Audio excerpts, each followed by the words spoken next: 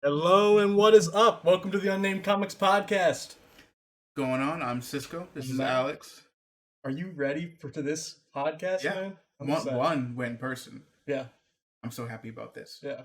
The magic of vaccination. Right? It's beautiful. Two, I'm excited about the topic because You have a horrible opinion. I mean, I might have a from what my friends say, I have a shit opinion on my favorite superhero movie. Let me ask you this. So we'll get out of the way.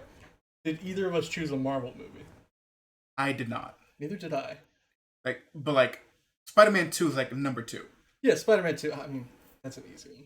Yeah, Spider-Man 2 and then Endgame. It was in the like all the Marvel movies are kind of they're competing for like the top spot. The top spot, like around, but like none of them hit like Number the quintessential. One. Not for me, at least. Yeah, neither for me either. Like, I was thinking about Endgame, but then it was kind of there was a shift. I was like, it's not. It's the best Marvel movie. In a lot of ways, it's the best. Yeah, Marvel movie. yeah. But is it the best comic book movie? Mine said no. But before we get into that, let's talk about the pull list. What are you getting this week? Ooh. I have to say, I believe the new Authority comic run is coming out this week with Superman running Checkmate. Yeah. Which I'm excited about because he's going to be next to another Superman clone, Apollo. I think that actually came out last week. No, I think it's coming out this week. Really? Oh. I was like looking at comics. I was looking up before we started because I wanted to like get like a list together. You know, the Authority with with Superman running the show, Apollo, Midnighter, and a few other things. I believe the new Detective Comics comes out next week. Either Detective Comics or Batman. The new Batman where he's fighting. It looks like the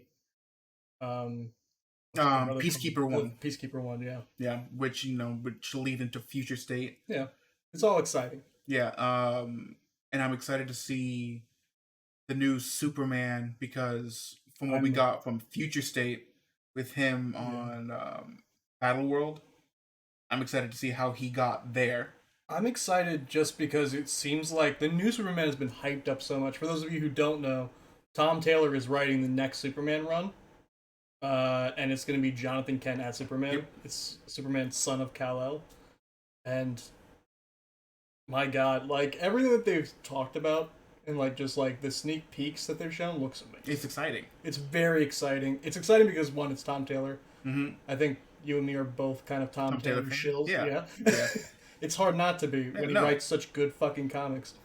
And two, it's a new beginning for Superman. Yeah, it's a new Superman. Yeah. For the new age. Yeah, it's exciting in a lot of ways. Yeah, and like, I wasn't a fan of them aging up Jonathan Kent in the beginning. Because, they kind of like did it out of nowhere. Yeah, they threw it at you and Super Sons was kind of fun. Yeah, so you kind of like lost that. Yeah, because like in the 2000s we had Superboy and Robin. They were Connell and Tim Drake. Yeah. So we were kind of getting like a 2.0 of that with John Kent and Damian. But then they aged up John, and it was like... And the rapport between those two is so good. Yeah. Like, just the way that they go back and forth is fantastic. Like, the first 2-3 comics they had together was their dads forcing them to work together. Yeah. Which was really fun and a good view on the parenting styles of Superman and Batman. Yeah, I think it was interesting because it was always like Damian was kind of felt like he was babysitting a little bit because Jonathan Kent was just starting out, and he's younger than Damian. So and Damian doesn't interact with a lot of people who are actually younger than him in this scene. No, he views them as babies. Yeah, because he's been training to be an assassin since the age of 3. Because he's like 12 at that beginning of that run, I would think, like, right? So it's kind of like who's anyone younger than him is kind of a baby. Yeah, and then when John got aged up, they had like that comic which was like a sweet tender moment between the two of them. It's like, the fuck, you're taller than me? Like, man, he gets so mad. That's your takeaway, dude. Yeah.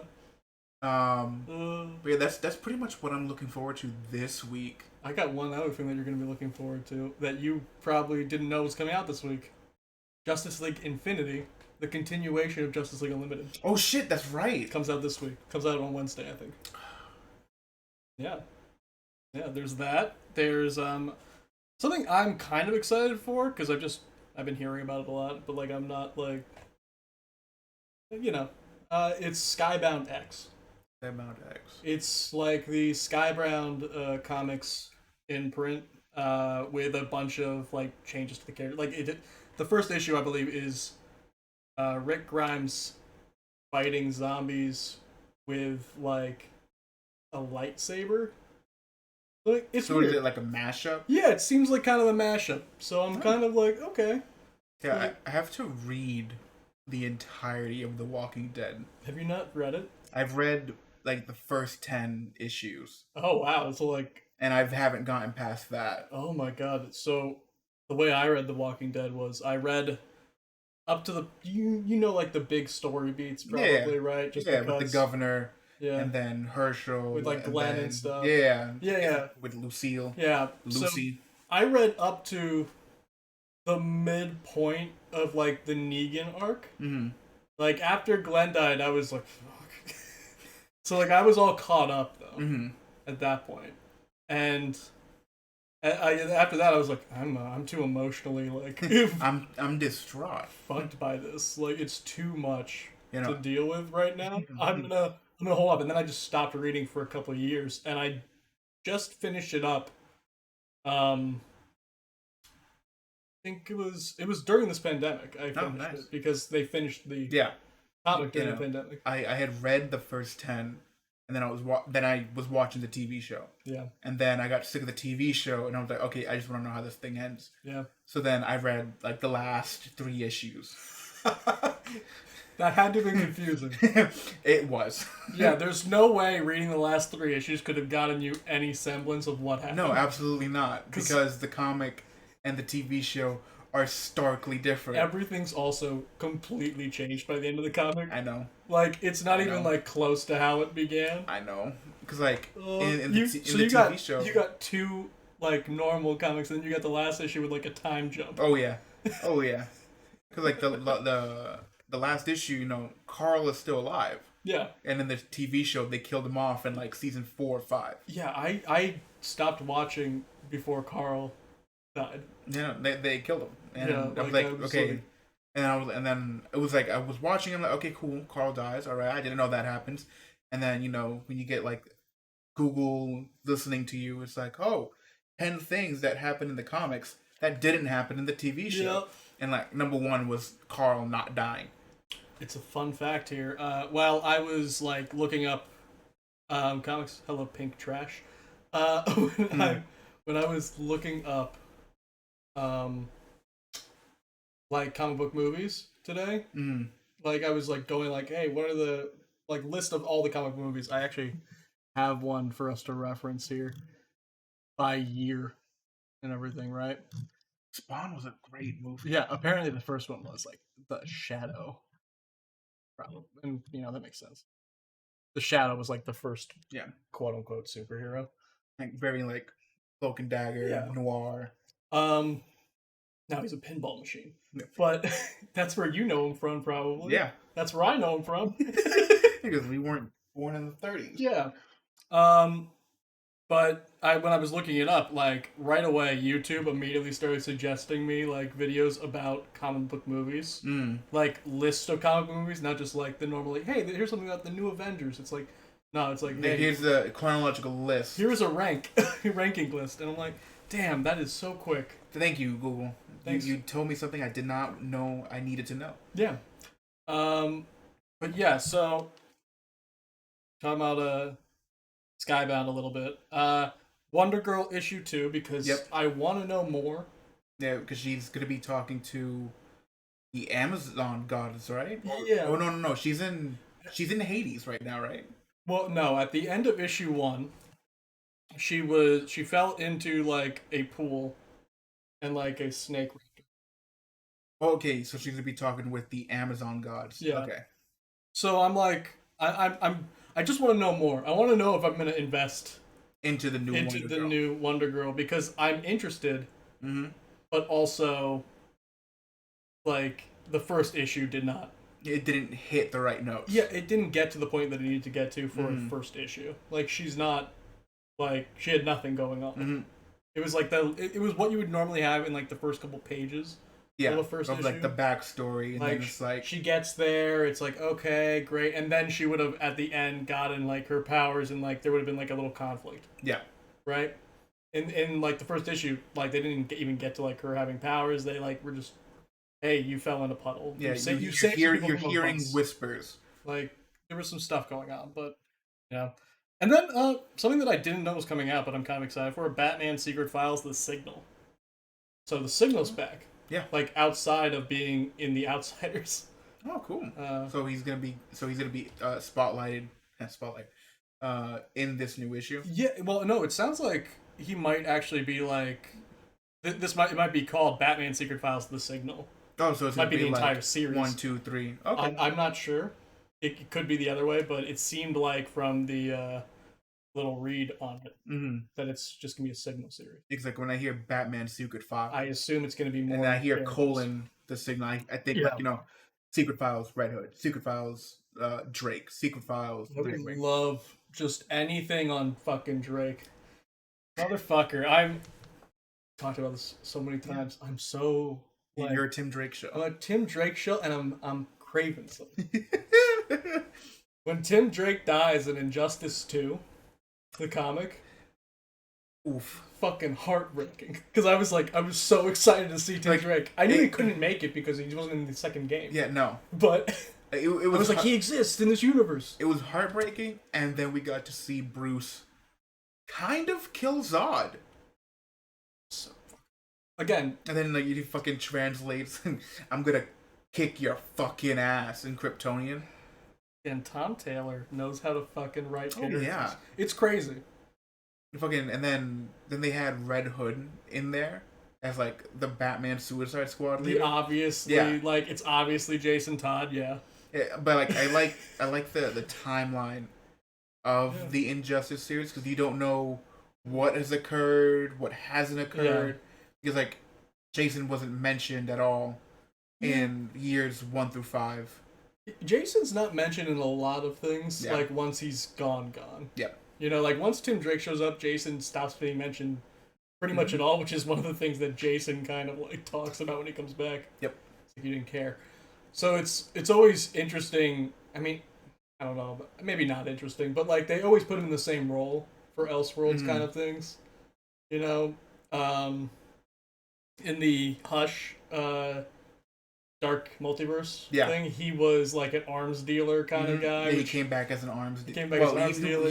He stayed as an arms dealer. Yeah, he was always just an arms dealer. Like in Injustice, he's Batman. In Arkham Knight, he is the Arkham Knight. Which, again, the like kind of like the lamest twist. Like if you didn't know your comics, it would have been amazing. It would have been an amazing twist. I think if the Under the Red Hood movie hadn't come out before that, then it would have been great. It would have been great for like a lot of people, but like a lot of people also saw that animated movie. It was a very popular animated. It was a really Jensen Ackles as Jason Todd. Yeah, amazing. And now Jensen Ackles Soldier as Boy. Batman. Oh, in Long Halloween, yeah, which is coming out. It's kind of full circle. It is out. I gotta watch it. It's kind of full circle. Yeah, he has a good voice for it. He does, and then he's gonna be in The Boys season 3. I know. Soldier Boy. Yeah, I need a. So here, fun fact: I haven't seen The Boys season 1 past like the 3rd episode. Damn. So I'm thinking about watching it on stream. Nice. You should. It's. I fucking love that series. Yeah, I think it'd be a fun like week-long thing. Yeah. No. And Did you read the comics for The Boys, right? Yeah. I'm not. Well, I am looking forward to seeing Jensen Ackles play as Soldier Boy. There's so much. But I read Soldier Boy in the comics, and I don't want to see Jensen Ackles go through with that. I don't want to see him go down on Homelander. It's so bad, man. Or take it from the back. Like honestly, I will do it. It's it's different with the chat here, isn't it? Yeah. Honestly, like that's the part about watching The Boys that's hard, because you know what's gonna happen, and it's all fucking really dark. Oh yeah. It's all so incredibly dark. Oh, here, you drink. I should stop those. um but yeah, no, it's really dark. Um so I don't really want to see it played out. It's like On the big screen, yeah, not the big screen, but like live action. it's like I knew Glenn was gonna die on The Walking Dead long before he did on the show. But then seeing it, it's like it's so like reading it was like fucking like, oh my god.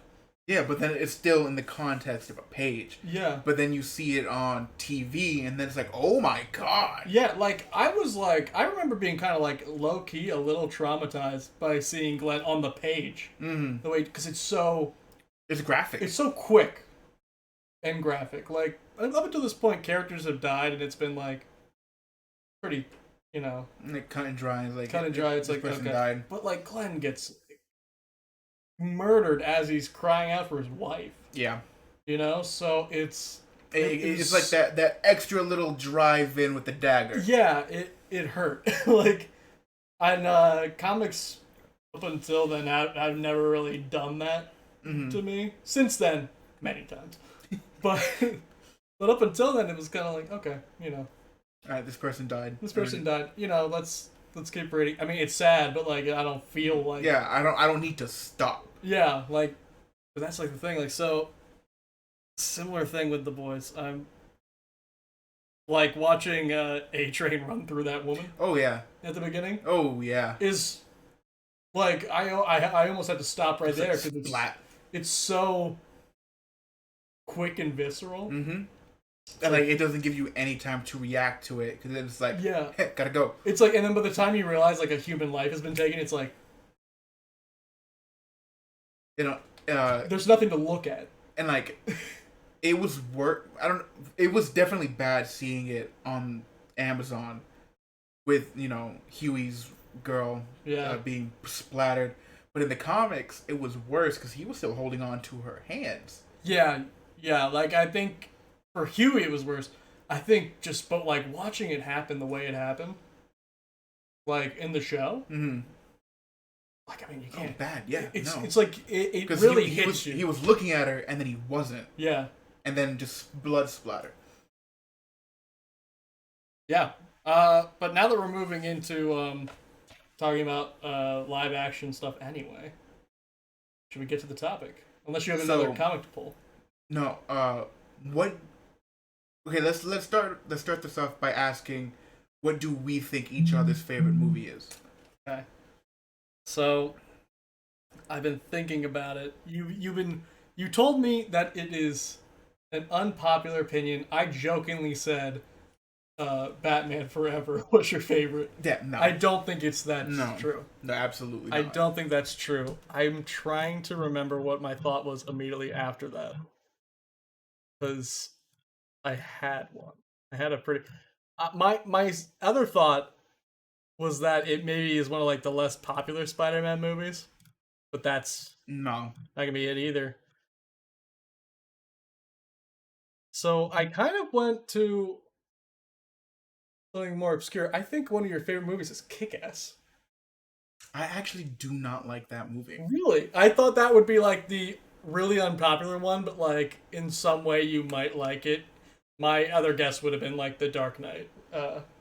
The animated movie? No, the live action. Oh, with Christian Bale. Yeah. No. Which is like very popular, but also like kind of divisive for people nowadays. Like it is a very enjoyable movie for me to watch. Heath Ledger. It's up there on my list. Heath Ledger is an amazing Joker, and Christian Bale, for the Batman we got from him, was a good Batman. Do I like the Batman? No. Wait, it's Hellboy. Is it a Hellboy movie? Okay. It's not. But Hellboy 1 and Hellboy the Golden Army are gold. And I even enjoyed the new one that came out like 2 years ago. enjoyed that one. Good.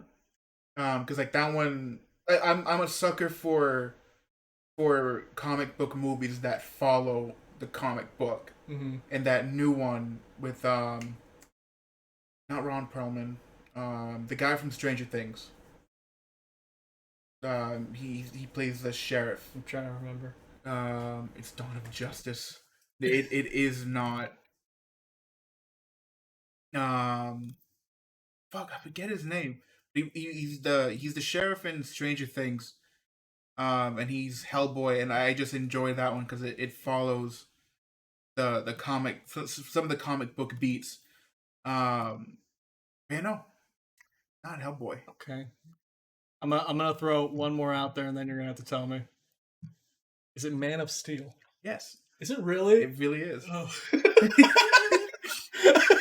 See? You're right. See? I don't know why I didn't guess that one at the beginning. No, Man of Steel is my favorite comic book movie. Wow. It is my favorite iteration of Superman on the big screen.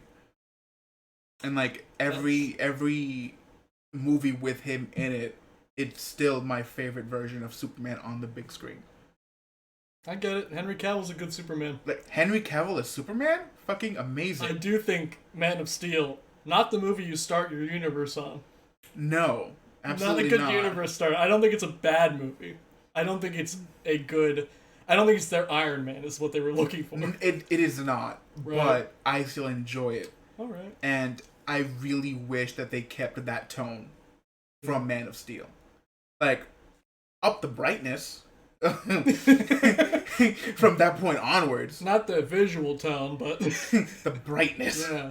But like that dark, gritty. It was just so stark to what Marvel was doing, where it was like, you have the happy kind of go-lucky kind of movies, everyone's throwing quips or whatever. Yeah.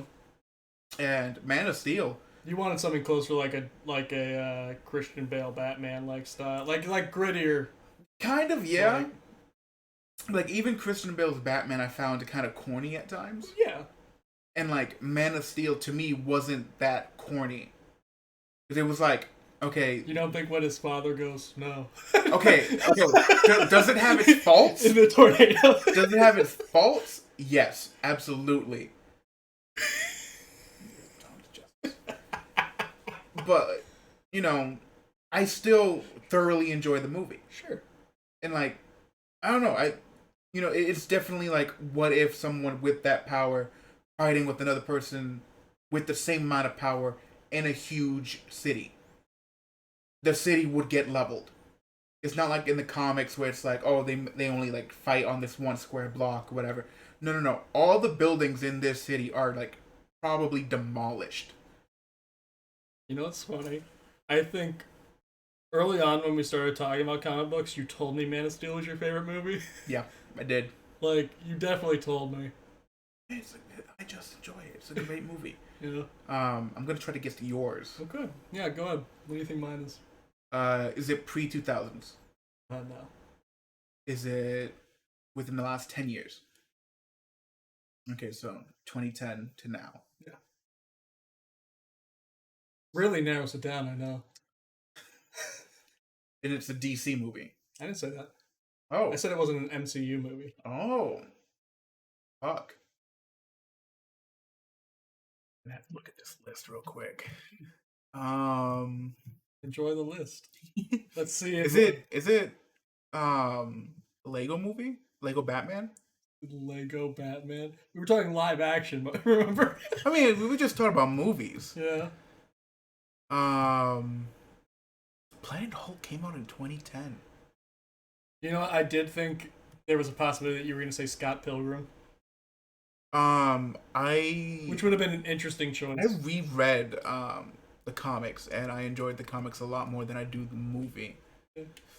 It's kind of a meme movie. Yeah. It's not Kick-Ass. It's not any of the Christian Bale Batmans. No. They were in the running, but I do think those are great movies that kind of kicked off like a... The Lone Ranger is your favorite movie. No.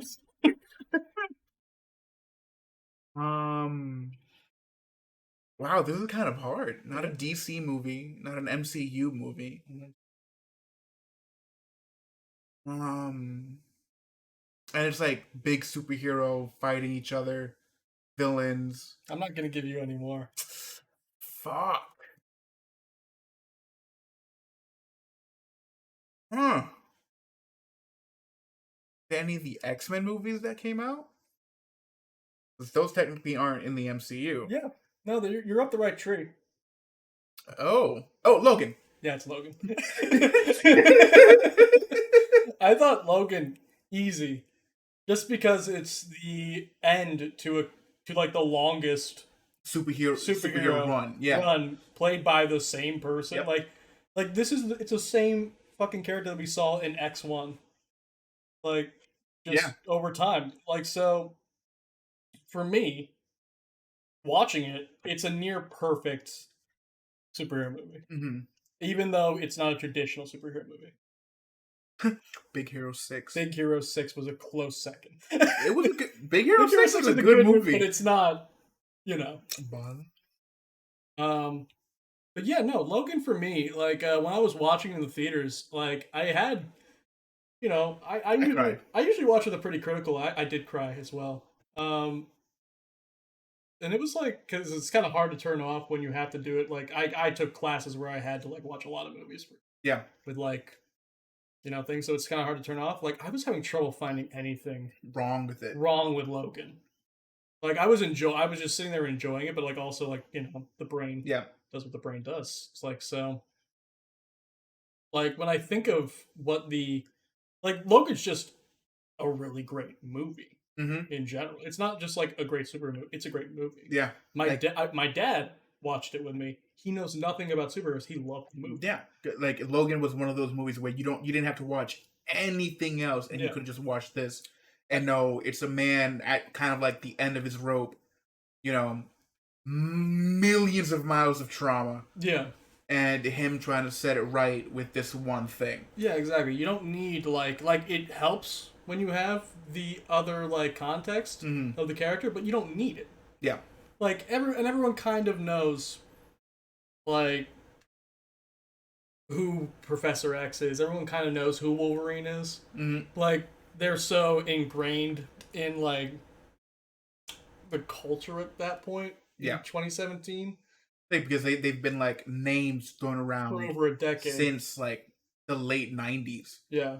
Like realistically, like all they've been around for like hella long, but like in terms of just normal like fan culture, not like super fans. Like if you were born in like the early to mid 90s, like or later, Patrick Stewart was Professor X. That's how you know Hugh Jackman is Wolverine. So to me, watching that end was so awesome. And I think it's why for neither of us, Marvel movies. Logan broke me. I knew Logan would die. I was not ready. Yeah, Professor X dying was like him wild. Dying by Weapon 11. Yeah, was heartbreaking because he saw his friend. That's the thing. There's so many good moments in that movie, and it's shot so well. Mm-hmm. Like the way that they did, like that Wolverine is like a fully digital human being. Did you know that? Yeah. Like it's not. There's nothing there. So, or there is, but like Yeah, it's not. It's not like a body like with a head. Yep. Switched out. It's not like what they did with Chris Evans in the first Avenger, where they put his head on a smaller body. It's insane. Like, just the production, like, I can appreciate it from so many different ways. And I was having a hard time picking one, but then when I thought about it, it was instantly, obviously, that's the one. Yeah, Logan is, like, in the top 10 of my movies, it's, like, number 3. Yeah. Because, like, it is just such a great movie. But it's, like, it's not a movie that I can sit down and just throw on. Yeah, you need to, like... I need to be in a specific kind of mood to put myself through that mental torture again. For sure. I think, though, like, what we've both, like, kind of hit on here is that the best comic movie is one that doesn't need other movies to inform it. Mm-hmm. Right? Which is why the Marvel movies, while they are awesome... You kind of need to watch the other ones. You need to watch the other ones. Like, I I was trying to get my sister to watch the MCU movies because I knew she'd love them. She loved she got into it because of Black Panther. Like I think a lot of people got in like at that point too. Like there are certain movies that hit in the MCU that brought in a whole new wave of people to watch them. Exactly. I think Avengers was one of them. I think Civil War and Spider-Man. Yep. Adjacently to that was one of them, and I think Black Panther is one of them. Yep. Black Panther was a huge one. Yeah, I think Black Panther was a huge fucking. So, like, but if you're not already watching, it's hard to get people in. Yep. And it's hard to get them to go back. To rewatch, like, 23, 24 movies. Captain America, the First Avenger, Iron Man 1. Yeah. And then, the Avengers, and then, go on, so on and so forth. Because some of them aren't... The Thor movies, the first two Thor movies are not great. No. Like, the first one is a great introduction. Yeah, but it's not... It's not a good movie. If you watched Ragnarok and were like, oh, I want to see more of this character... And then it's not the same person. It's not the same guy. Right? Like, they changed it for Ragnarok because he's not good. Thor was not, like, their most popular character, so then they wanted to, like... because they kind of knew that they weren't going to have anyone else soon, too, probably. But also just because Thor's a big deal. And I think they did great with Thor. I think they'll let the next Wolverine is taken out in a similar fashion that Logan was. Next two, I believe he came back with memory loss. Would 11 come back with memory loss? Well, I don't think that they're going to continue that universe. Yeah, I don't think so either. I think it's all going to get rolled in the MCU.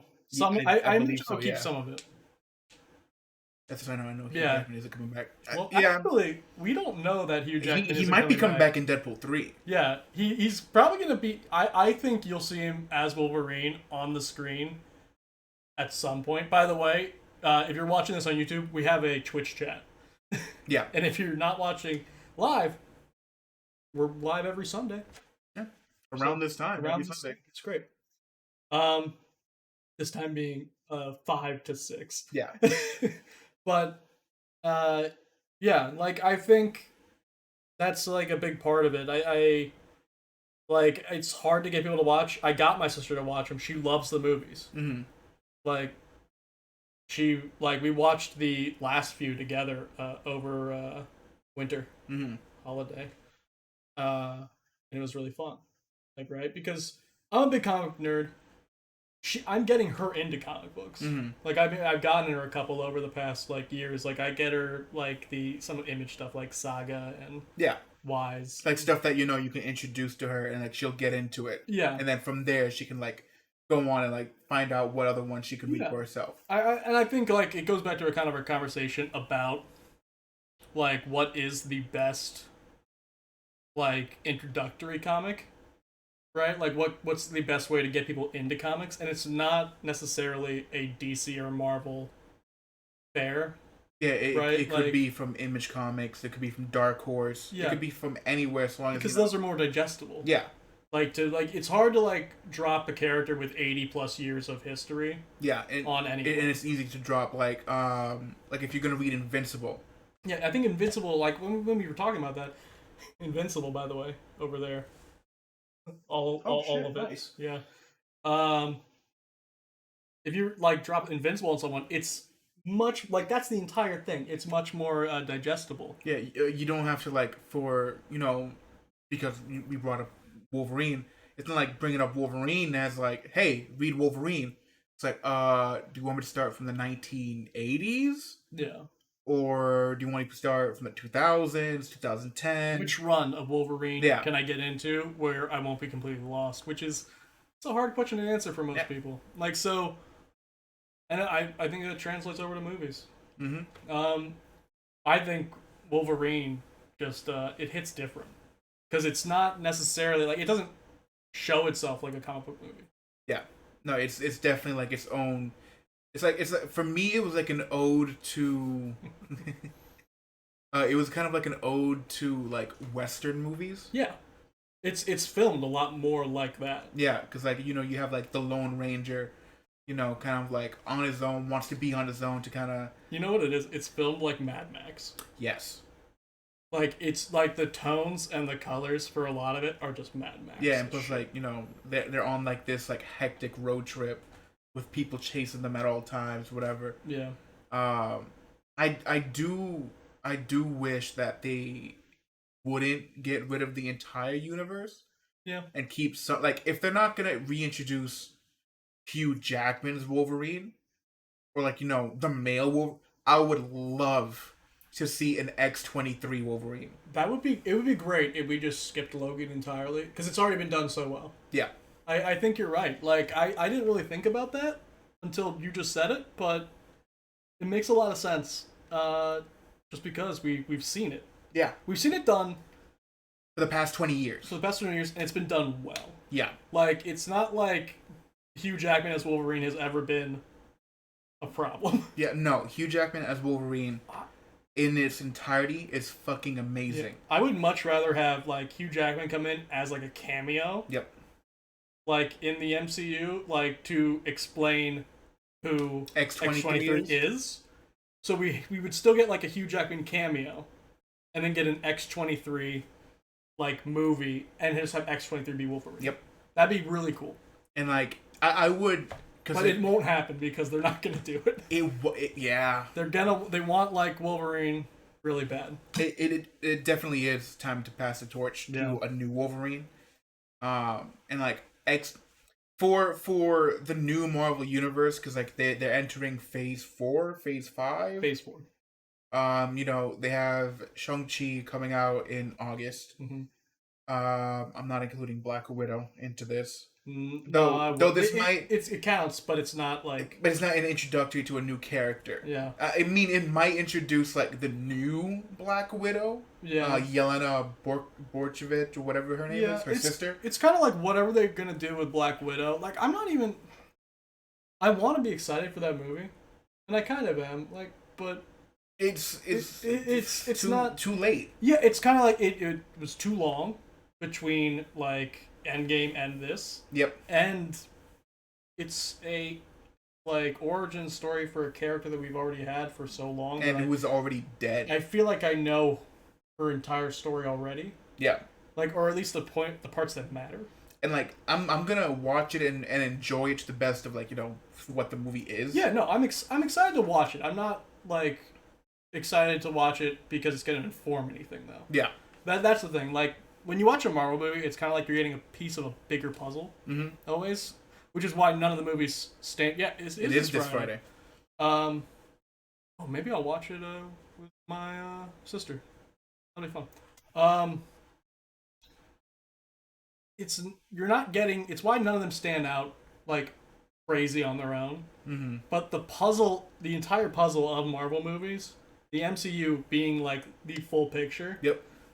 Is so incredible. Yeah, and, like, right? you don't see how Black Widow either fits into this feels like puzzle. A piece that's not missing from the puzzle. It feels like an extra Yeah. piece.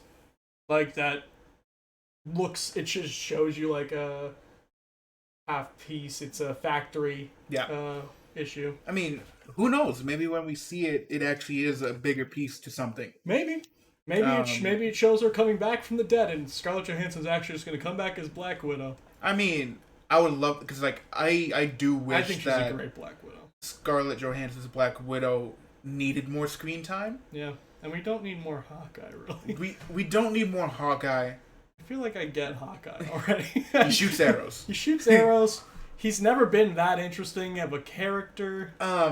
So, in the movies, you're right. Yeah. In the comics, he's a very interesting character. Well, yeah, that's what I mean, though. Like, the version of him in the movies, I've never been like, I want to see more of that guy. I want, like... See, because, like, this Hawkeye is very much the Hawkeye from the Ultimate Universe, who had that family. Because in the main 616, Clint doesn't have a family. Yeah. He doesn't have 3 kids. He doesn't have a wife. The only person he has to a pseudo child is Kate Bishop, the other Hawkeye. But in the Ultimate Universe, he had a family, he had kids, and they all got killed. Mm-hmm. And then they took him, tortured him, and then somehow he killed the people in the room with a fingernail. Do you think they're gonna kill him and torture him in the MCU more than they already have? No, it's too bright. It's too bright for that. I'm waiting for that R-rated MCU movie. Deadpool 3. Deadpool 3. Technically. Taskmaster will be a good reoccurring small villain or anti-hero. He's in the comics. He's a mercenary who like errs on the side of caution. Yeah. He'll never get into a fight he knows he won't win. Exactly. But it's an interesting enough character that they could drop him into like a big ensemble. Yeah, I could definitely see him coming back as like he's definitely gonna be in a major role in Black Widow. Yeah.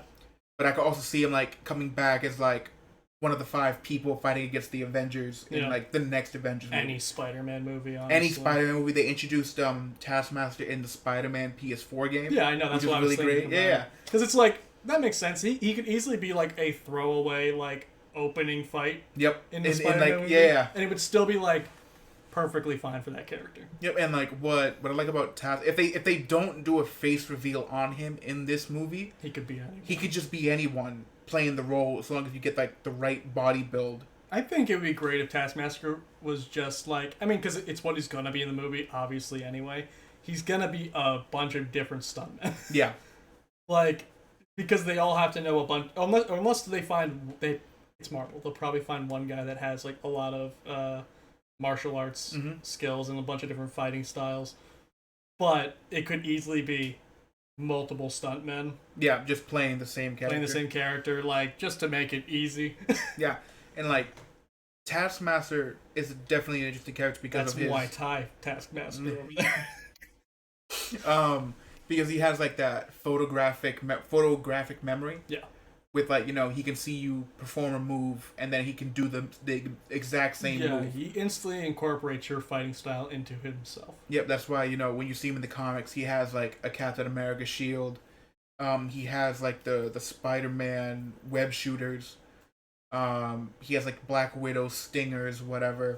Yeah. And then he fights like the slightly less powered people. That's who he knows he can like go toe to toe with. Yeah. And escape, not win, but escape if need be. Yeah. Taskmaster's an interesting character. I'm looking forward to seeing what they do with him. Yeah, definitely. I'm looking forward to the Black Widow movie, but like I'm also kind of I don't see how it fits into the bigger piece. Yeah, I don't see how it informs other movies in the MCU, which is what it's been like. It's been a while. Yeah, because Black Widow was supposed to be released like 2 years ago. 2019, yeah. Yeah. And it was supposed to be released after Endgame, like shortly after. And like for me though, the timeline, Black Widow from the trailers and what we've seen, it looks like one of those movies that should have been like a placer before Endgame. Yeah. Like it should have been this story and then Endgame, so that when she does die in Endgame, it hits even more. I think it's just hard to like watch a character die and then go back to her origin. Yep. I think it's gonna be difficult to like be like, hey, but I'm glad that it's going to Disney Plus, even though Kevin Feige's not. Yeah, fuck that. Yeah. Kevin Feige being upset that they didn't ask him about like whether like it should be streamed or in theaters or both or whatever is very silly. Yeah, no, dude. It's 2 years past its release date. Just give it to us. Yeah, it's like give me. Always. If you have a fucking streaming platform, let me watch it at home. Yep. If you should do both, but let me watch it at home. Give me the option. Both. Give me the option. Yeah. We live in that world now. Yeah. I'm just going back to an earlier topic. I'm just really fascinated on an X-23 Wolverine. Yeah. In the MCU. I think it'd be really cool. I think they could easily set it up. They won't do it though. That's what bothers me. When we come up with like these cool ideas, when comic book fans come up with awesome theories that are better than the real thing, it's rough. Black Widow is probably gonna be akin to a solo movie. Nice addition, but unnecessary. Yeah, that makes sense. That's an apt description. Pink. Because X-23, when Wolverine died in the comics, she immediately filled the role of the new Wolverine. Yeah. And she was an amazing Wolverine. Yeah, it's a great run. Because, Wolverine as a character is great. His backstory and everything's great. but he's very limited in what he can do. You know, whether if you're a comic book nerd like us or whatever, we know he doesn't heal as fast. Yeah. Than her. Like X-23, she is stronger than him. She's a perfected version of him. Yeah, it's why they didn't stop at him. Yeah. And then Honey Badger. Yeah. Which is her clone. Mm-hmm. Is not a more perfected version of her, but it's the next step with her evolution. Yeah. Isn't Honey Badger kind of crazy? Absolutely. Does she try to kill her? She tries to kill her, but they work it out. They work it out, yeah. And Wolverine. I was trying to see if I remember that one correctly. Yeah, so Wolverine sees her as a granddaughter. Yeah, it's I just want it. Now that you've said it, I'm upset because I'm never gonna get it. Yeah, and it'll happen eventually, but it won't be hopefully it won't be skipping Logan. No. Which I think would be great. I think we've laid the groundwork. So Fox, the one thing that Fox has done well is lay the groundwork for Wolverine. So fantastic. You know what I mean? Because I don't know. I think it would be a great addition to the MCU. Yeah. It'd be easier than trying to reboot the entirety of Logan, because I think the hard part, who would you want as Wolverine? A couple people have thrown names out there, but none of them really stick in my mind. The one name that I can see as a successor, no, not a successor, but and I don't want to say a B grade Hugh Jackman, mm-hmm. that's disrespectful to the person, and he might make the role his own, or whatever. But Scott Eastwood. You brought this up before. I'm trying to. Hey, I need to remember his face. Clint Eastwood's son. Yeah. Because he has that look, and he always comes in with that 5 o'clock shadow. I could see it. Where if you shave it a little bit, he could have that Wolverine kind of his sideburns. I could also see him as Johnny Storm though. I can't see him as Johnny Storm. Really? You look at this picture and tell me you can't see him as Johnny Storm. I cannot. That's insane to me. I've been spoiled by Chris Evans. Okay, who? Jack Human.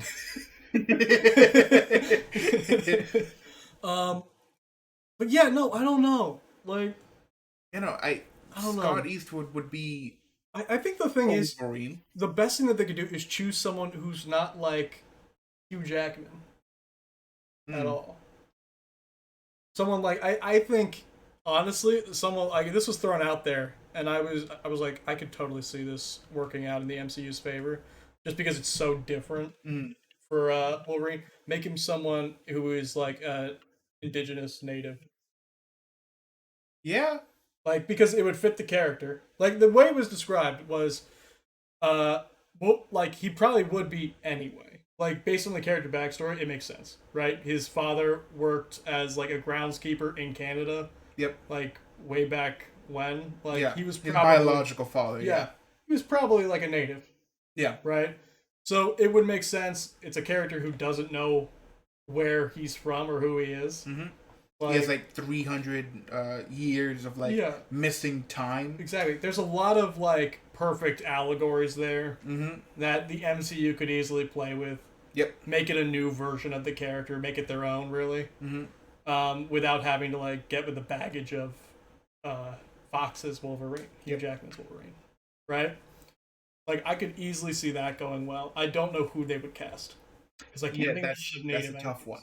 But then again, a lot of actors have gotten there, they're a big name from the MCU too. Yeah. They also make movies about characters that no one cares about, and make them care about those characters. Yeah, right? Because I never read Shang-Chi. Yeah, but you're excited. I'm excited for the movie. Yeah. I do hope that Doctor Strange is not the most exciting MCU comic book character. He's in a lot of shit. Yeah. But so is everyone. Yeah, and Doctor Strange isn't one of those big names that pops out at you and you're like, oh my fucking god, they're making a movie about this dude. Yeah. It's like Doctor Strange. But now you're kind of excited because he's in the MCU and like Benedict Cumberbatch is Yeah, great. they got a big name to play this character, which blew up the character. Yeah. Which is funny how it plays out in the comics, because then they kind of redraw the character to fit more towards the popular actor. That's the thing, like, that you start to realize, like, I mean, to be fair, Robert Downey Jr. has always kind of like looked like Iron Man Tony Stark kind of looked that way and anyway. Robert Downey Jr. That was a match made in heaven. Great casting. I mean, Wolverine started to look way more like Hugh Jackman. Yeah. Like, not that, like, they cast Wolverine really well, but he started to look way more like Hugh Jackman. So, I don't know. It all comes Chris down. Evans and Captain America. They've already, all they had to do was like dye Chris Evans' hair blonde. Yeah, it's the same reason why, because there's a Black Adam movie coming out soon. There's Black Adam's in like the comics a lot more. Like he's becoming a member of the Justice League. Like there's a prominence now to him. Yep. Like it's all those things. Now he's Shazam, and that's great. That's which I read it and I was like Shazam. That's funny. It's so funny. But yeah, you know, like I'm trying to think about like some honorable mentions, right? Because I think at least one of us had a good choice for this movie. Yeah, I mean, depending on how you look at it. If we're talking overall. You did. Yeah. You had the better movie. That's not a question. Not a bad movie. But again, I don't know. It's my favorite movie. It's your favorite movie. I respect it. I'm a Superman show. Would love to see how they do Ironheart. Yeah, that'd be cool. I mean, they're almost definitely going to. Aren't they? Like I hope so. There's no reason why they wouldn't. They need a new like Iron Man like kind of character. Like the way they set it up though is kind of weird because like they have Pepper and then they have Morgan Stark, their daughter. Yeah. Who like, you know, it's more likely that she. Which like I don't want it to be. Yeah. Because I want Riri Williams. Yeah. I think the way it would work is Riri Williams, like in between. Like her and Morgan. Yeah. Because Morgan is still young. A fucking baby. Yeah. Like, are they gonna age her up? Because like are they gonna do a future movie, like a movie set in the future? That would be cool. Nice. Yeah, I would kind of like it. You know, like a 2099. Yeah, exactly. Like, oh my god, a Spider-Man 2099 movie. Fuck, here's what we need. We need Spider-Man 29, and we need Batman Beyond. Live action Batman Beyond. People want it, and you know what? We're now in like. I heard someone saying this on a stream, but we're in the age of where the nostalgia is gonna start being tossed to our generation, right? Because we make up a larger cohort of what people market to.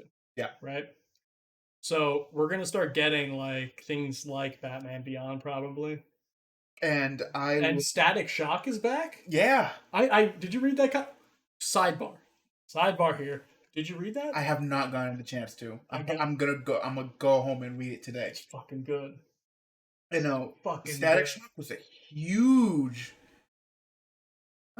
Oh, with Prime. Thanks for the sub, Ion.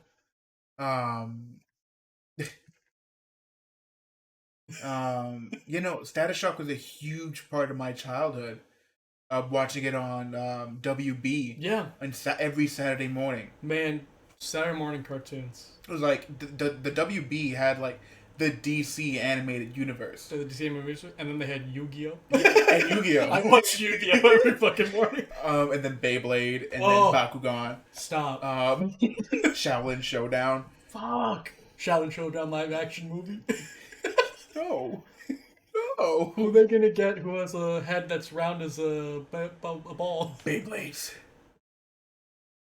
Yeah, nostalgia is gonna always be around because media is cyclical. Yeah. Right?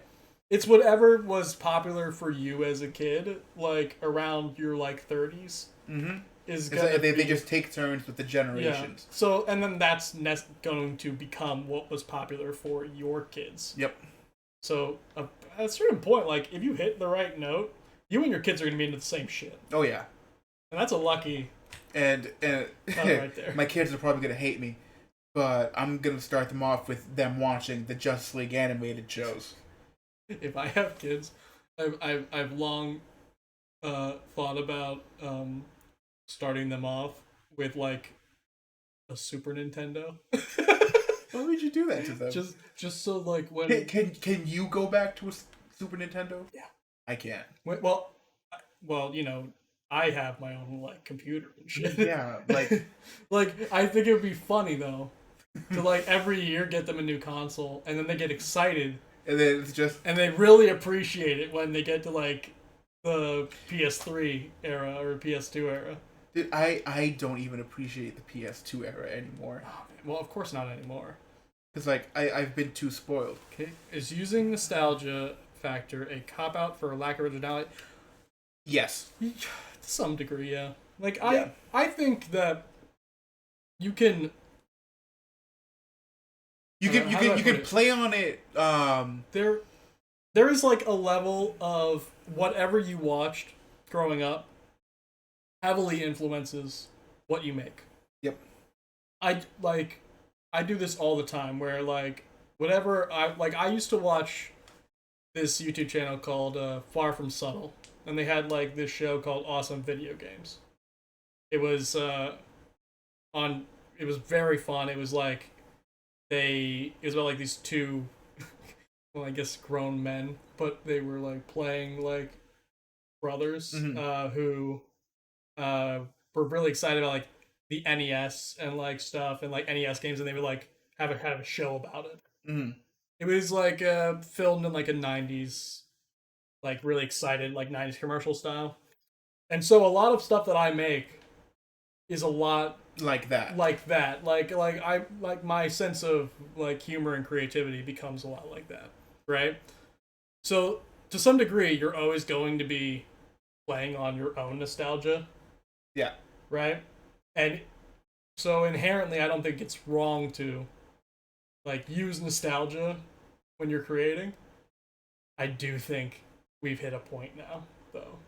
Yeah, because, like where Disney is playing so hard on the nostalgia, like, that they have stopped creating new Give it a fucking rest. Yeah. Because, like... It's like, I don't need a live action, like, Jafar movie. Yeah, like, you know what I mean? It's gonna come. Like, don't get me wrong, like, you know, some of it's fun. Me and my family watched Cruella.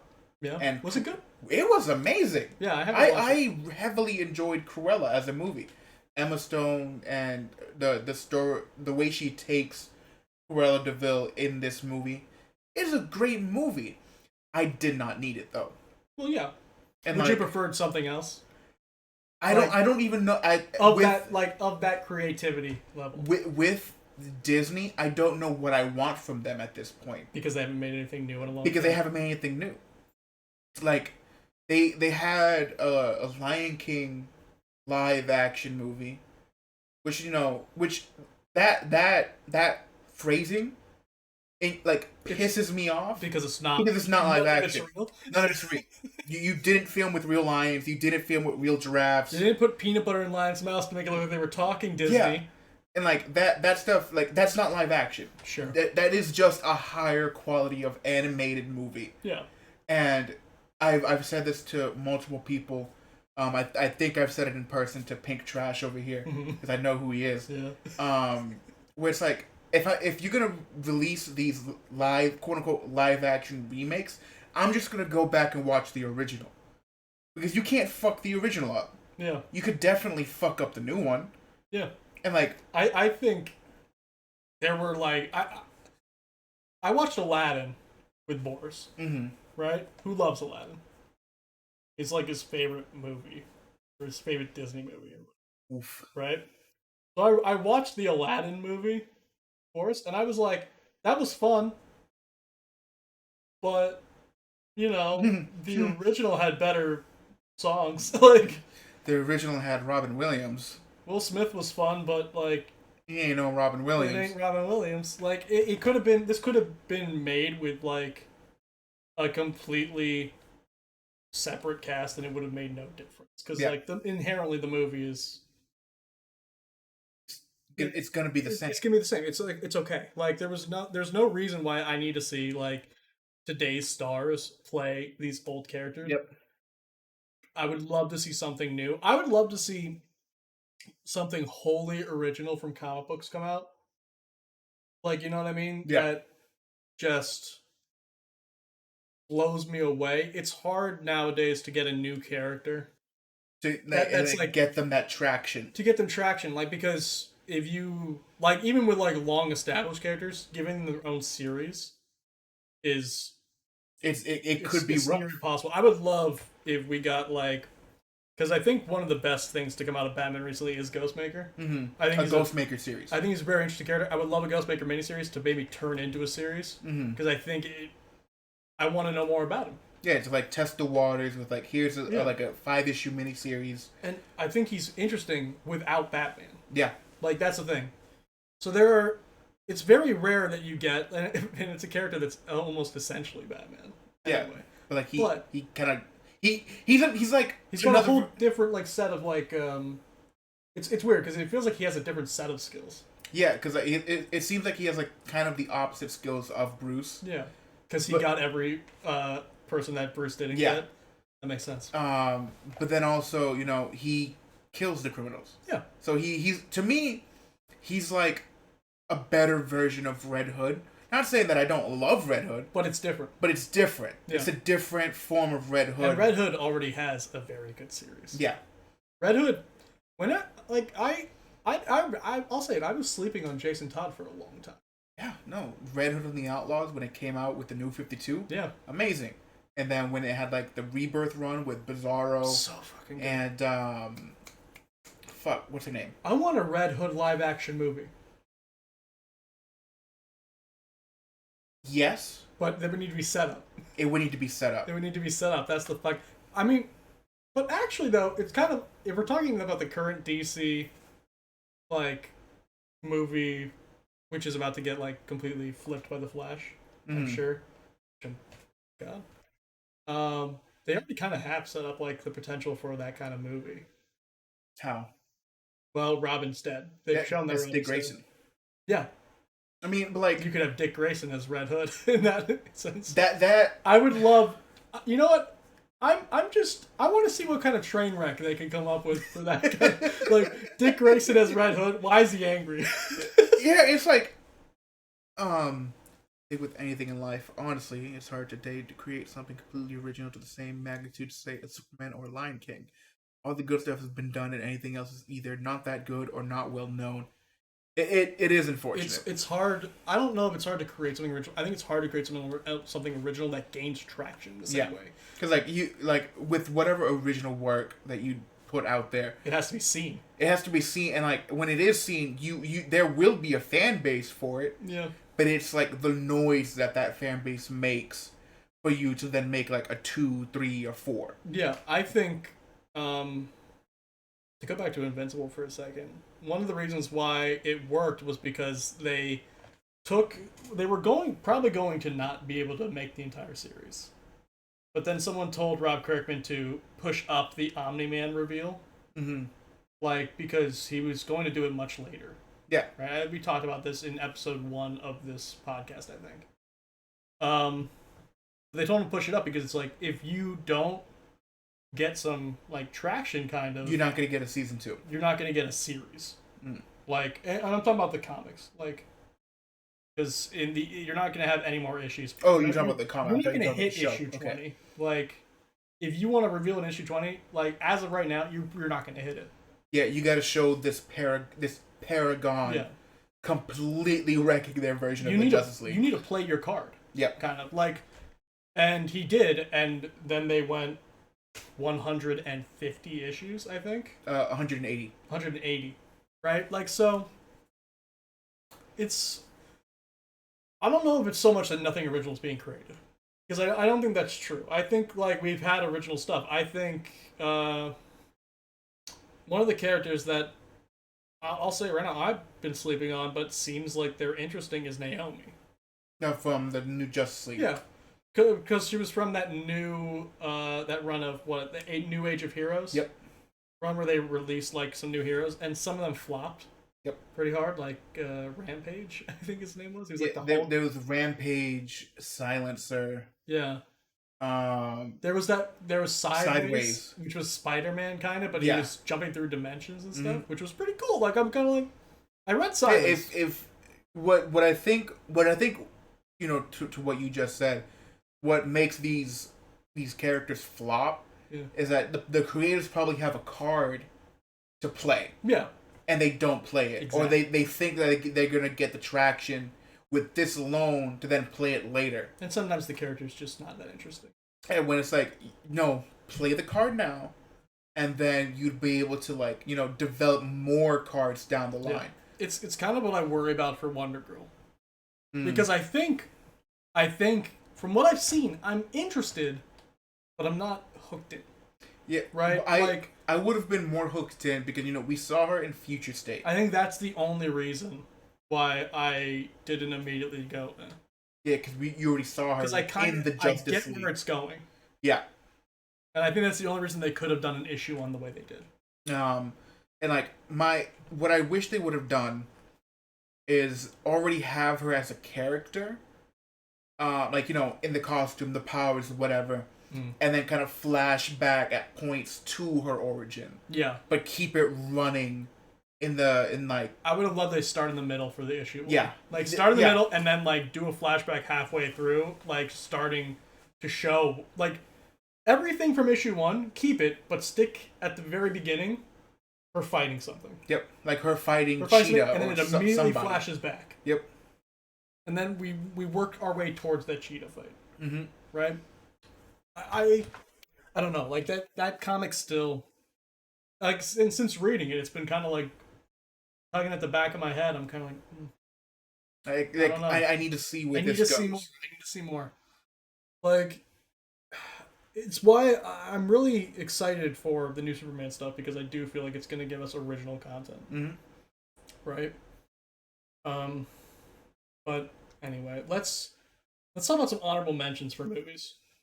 Yeah, I know we talked. I think Spider-Man 2 was probably like. I think people would probably be surprised that neither of us picked Spider-Man 2 because it's such a beloved superhero movie. Like, it's one of like the earliest like big box office superhero movies too. But I think it doesn't quite hold up. Like, I think it's an amazing movie, but it doesn't quite hold up. When it came out, it was a fucking amazing movie. Yeah. Like, I remember watching Spider-Man 1 for the first time and being like, yo, this is the fucking shit. Let me get the video game. Yeah. Because, like, that's what it was for me. Where it's like, if the movie was good, I'm going to go get the video game. Sorry. I'm just like, I'm thinking about little Cisco going like, oh man, I bet this video game movie's going to be so good. Because like for a while there, and like even still now, with every Marvel movie there was a game. Yeah. And for me, that started with Spider-Man, because, you know, you had the old Spider-Man games for the Nintendo 64, the PlayStation 1. Shout out to Blade for starting the MCU. Doesn't get enough love. Starting the MCU. Just wait, he's coming back. He is, with Marshall Ali, and I cannot fucking wait. You know, you had these few Spider-Man games at the beginning, and then the first Spider-Man movie comes out, and then that game comes out with the PS2, new graphics, new design. And that PS2 game, is oof. People still hold it as like a standard for what a Spider-Man game should be. Mm-hmm. So much so that I remember someone made a video. They talked to like the guy who designed the web sling for the PS2 game, right? Mm-hmm. And they had him play the PS4 game. They went to his house, brought a PS4, and they filmed him like reacting to the Spider-Man game. And like he was like, "Wow, it like so feels smooth. It feels just like it should. Like it's like it has a lot of like the bones of that PS2 Spider-Man game, because that's what everyone holds as the game, the Spider-Man game, and like That video, I brought it up because that video got like a couple million views. Mm-hmm. Because that's how popular Spider-Man 2 was as a game. We don't have any drinks. They don't have any more drinks. We don't have any drink. All my spit. Spider-Man 2 came out, and like it was such an amazing movie. With Dr. Octopus, he wasn't a bad guy. Yeah. But like, one of those first movies where like you kind of see like a villain that's not... They humanize the villain. Yeah. They kind of did it in Spider-Man 1, but not to the extent that they did in Spider-Man 2. Spider-Man 2, you really felt for Doc Ock. Hey, Spider-Man 1, I firmly still wanted Green Goblin to die. Yeah, because he's a villain. But Spider-Man 2, we had Dr. Octopus, and then, we had, what Spider-Man 2 was, if I'm remembering correctly, that was when he was, like, his powers were going on and off. Yeah, he was having weird stuff going on with his powers. I don't remember why. It was all a mental thing. Because it was like, do I want to be Spider-Man? Do I not want to be Spider-Man? Was it a mental thing in the same way that it was a mental thing in Spider-Man Far From Home? Yeah. It was. I didn't even notice that they recycled that shit. Mm-hmm. Yeah, it firmly was. That's so fucking funny. And plus, like, barring Spider-Man 3, Tobey Maguire as Spider-Man was a great casting. Yeah. He's not, like, intimidating. He's a nerd. He looks like he could be, like, picked on. Apart from the fact that everyone in that high school was, like, 30. Yeah, Spider-Man in that 1 fucking movie as a bully? Spider-Man Manganiello. 1. Spider-Man 1 had Spider-Man versus Deathstroke. Yeah. Exactly. It's like, fucking Joe Manganiello. Yeah. Like he looked like 30. Yeah. And he was like probably only like 20 something. I remember watching someone like do like a riff tracks on it, and they said, "Wait, is that supposed to be the teacher? He looks younger than all the students." Like I was like, "Yeah, he really does." Like he's shorter than all of them. Mm-hmm. He sounds younger than all of them. Like, cause all these like kids have to be like in their 30s, and this teacher like maybe in his like early 20s. Like. But like, it's so funny. Spider-Man 2 was just a great movie, and then the video game came out after the movie. Yeah. And that just made me fall in love with the movie even more. Yeah. But that's firmly still stuck in that year, though. Yeah. It's very much, like, it's kind of like how Spider-Man 1, like, there's something about, like, I don't know why exactly, like, but even for movies, even if they don't reference it, there's something about, like, post 9/11 era movies that kind of they hit different, right? Like that like 5 years after it. Yeah, like from like 2001 to 2005, like that kind of era of movies is distinct. Yeah, like especially like when they were all in New York, and it was like, yeah, ooh, it's still kind of close, like, and it kind of defines like how people. I mean, it changed a lot of things for people, right? Yeah. So like it changed how you write. Like movies. Yep, it changed how you write supervillains and what they do. Yeah. Because you don't want it to be just terrorism. Yeah.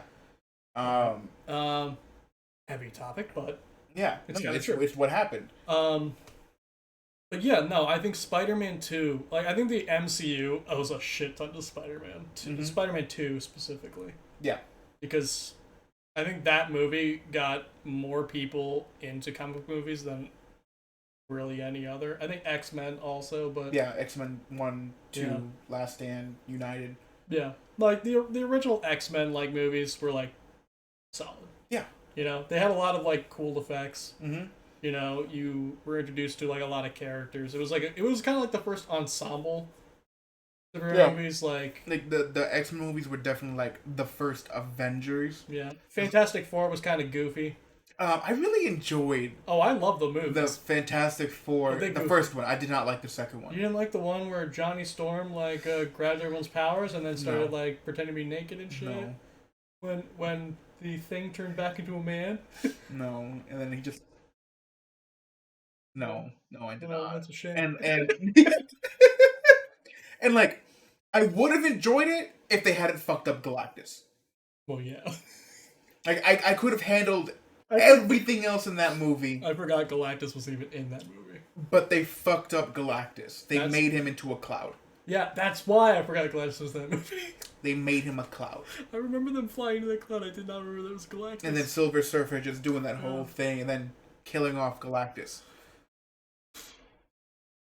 Which, speaking of Galactus, I can't wait to see him in the MCU. You know they're going to do something cool with it? Yeah. Because we're getting the Fantastic Four movie. Ooh, okay. Let's talk about casting. I mean, Rahul Kohli as Mr. Fantastic is my pick. That's right, the guy from My Zombie. I don't think it's official yet, but John Krasinski as Reed Richards. I think that fits. Yeah. And then, I would love John Krasinski as Reed Richards. And then, you could put Emily Blunt, his again, wife, as Susan Storm. It makes sense. But who? How do you recast? Do you think... Wait. Does he come back? As John Chris Evans?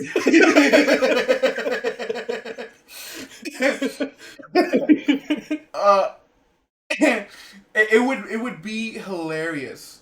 As a throwaway line, you just see Captain America in the background with the new Johnny Storm. Yeah. Like, it's a good looking dude.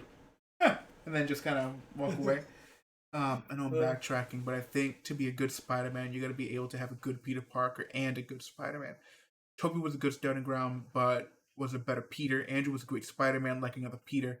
Tom was decent at both. I'm glad his character is learning about consequences. I'm going to say something controversial.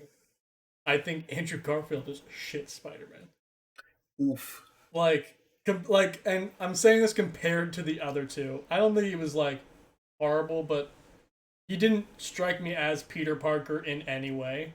Mm. And to me, I don't think you can, separate the two. I think Peter Parker is, Spider-Man intrinsically, to the character. There's no such, in my mind, there's no such thing. It's not like a Superman Clark Kent kind of thing. Mm-hmm.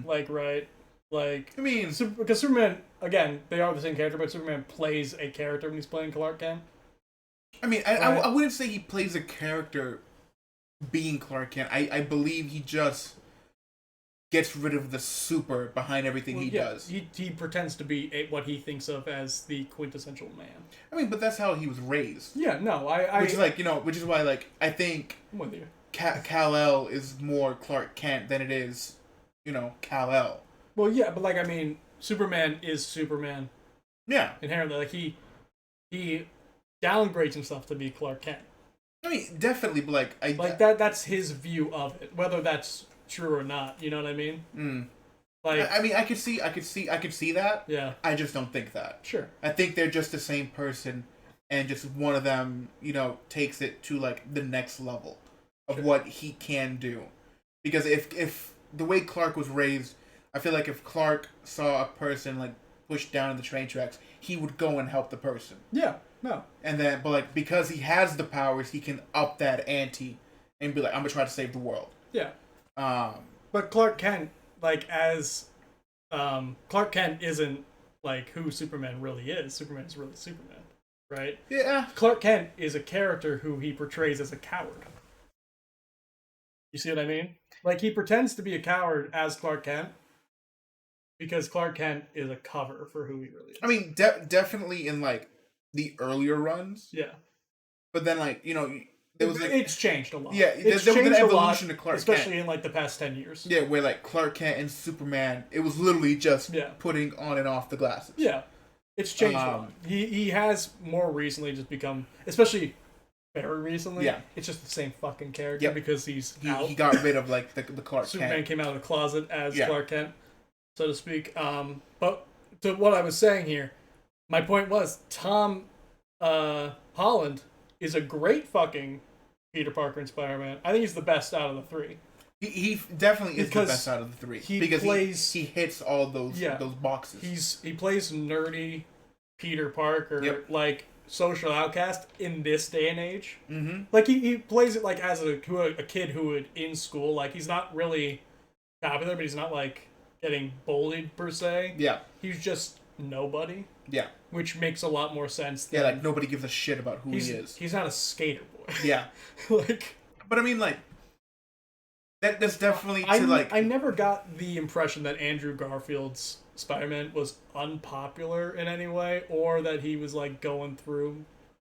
Do some shit? Some shit, like... It always seemed like, hey. Yeah. Yeah. Like... I just enjoyed... Why am I not subbed yet? Oh, damn. Oh, damn. You know what we have to do for the subs, right? No. There's a dance. There a dance? Okay. I'm like, oh, you're gonna put me on the spot here. Oh, thank you for the sub, though, Pink Trash. Really appreciate it. Thank you, Justin. Yeah, outed you. Yeah, Justin. Love you. I'll see you in a bit. Wait, you're at work.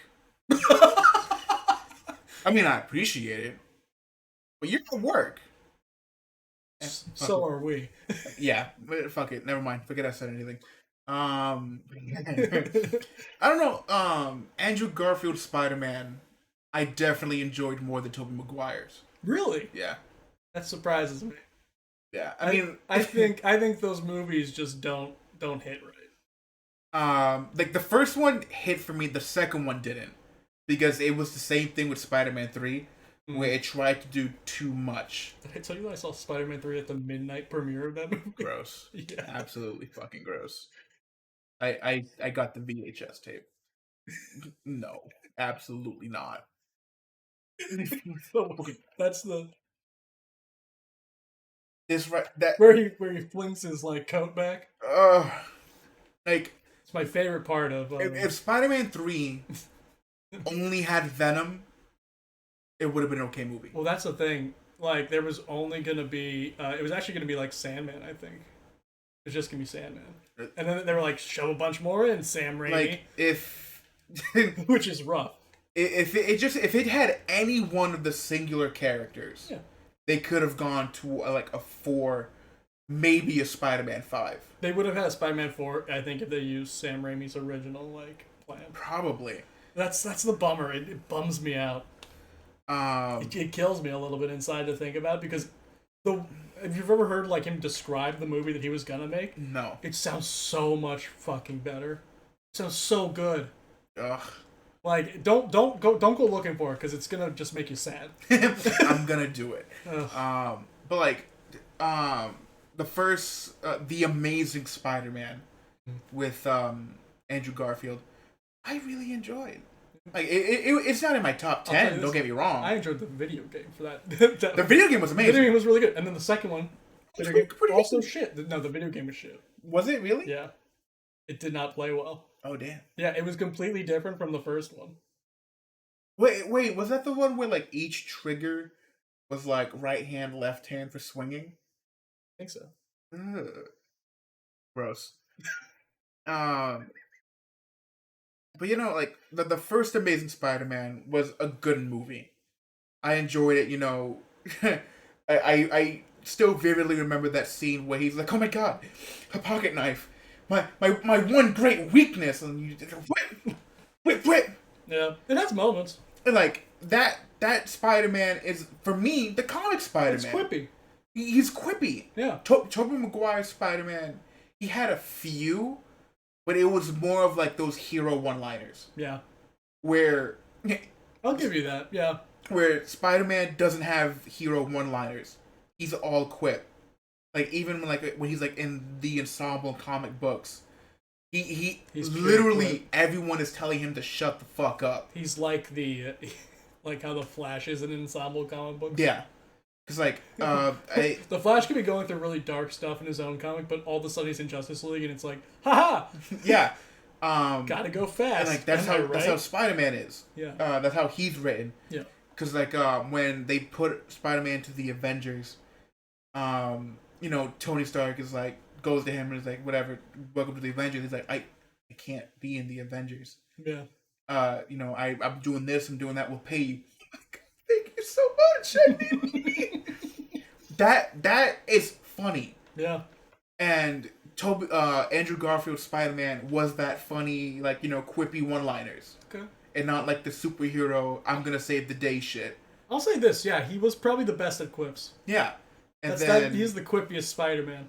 And, you know, I have to rewatch Far From Home and Homecoming, but like Tom Holland's Spider-Man is like that good balance. Yeah, he's not quippy. I think he's gonna get quippy. Yeah, and like, you know, I wouldn't say he's not quippy. It's just that he's not quippy in his own movies. No. Much. It's like when he was in Civil War. In Civil War, he's like, he was full of it. You seen that movie with the giant walker? Yeah. In like Civil War and the Avengers movies, he's quippy as shit. Yeah. Like, right? So, and I think that's kind of a good balance inherently. But I'm also waiting for him to get like quippy in his own movie. Like, even when like the stakes are kind of high. Yeah, because like in Endgame, you know, people dying, people like the whole war on the Avengers compound. He kind of just swings up to Iron Man. He's like, "Hey, I was on Mars, and then you weren't, and then I woke up, and then Doug Strange was like, we gotta go." And I was like, "What do you mean we gotta go? Where were we?" He's like, "Oh, we died." And then, you know, Tony hugs him. He's like, "Oh, this is nice." Yeah. I don't know. I think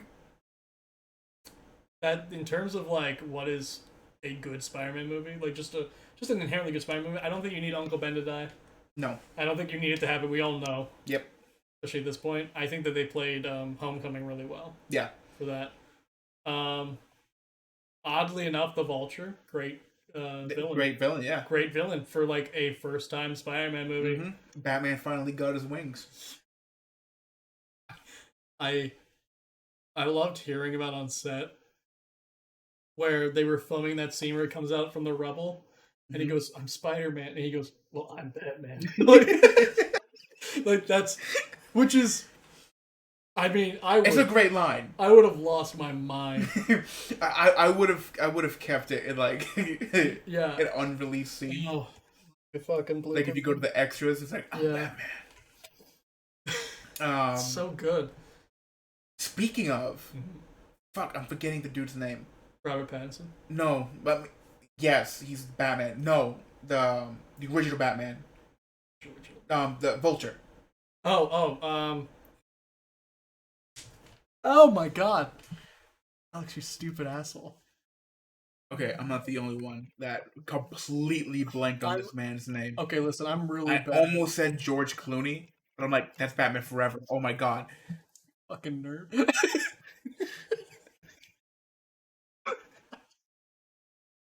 Let's see. Batman. In other media. Michael Keaton. There we go. Yeah. Michael Keaton. He's showing up in the Flash movie. Flash movie. Yeah. As Batman Beyond Bruce Wayne. I was thinking about that when I was saying that the longest running character who's played the same character being Wolverine. I was like, but if Michael Keaton shows up in the Flash movie, technically he's the longest running. Yeah. I mean, but live action. We all know who the best Bruce Wayne is. Kevin Conroy. Yeah.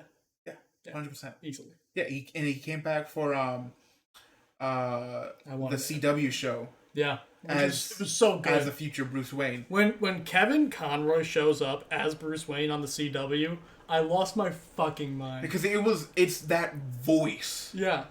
I am the night. I am vengeance. I am Batman. Get me a tea and crumpets. Like, oh, fuck. But let's be real. Adam West, real MVP Batman. You can't. I can't watch Adam West. Like, I appreciate Adam West's Batman. I love watching Adam West Batman because it's so funny.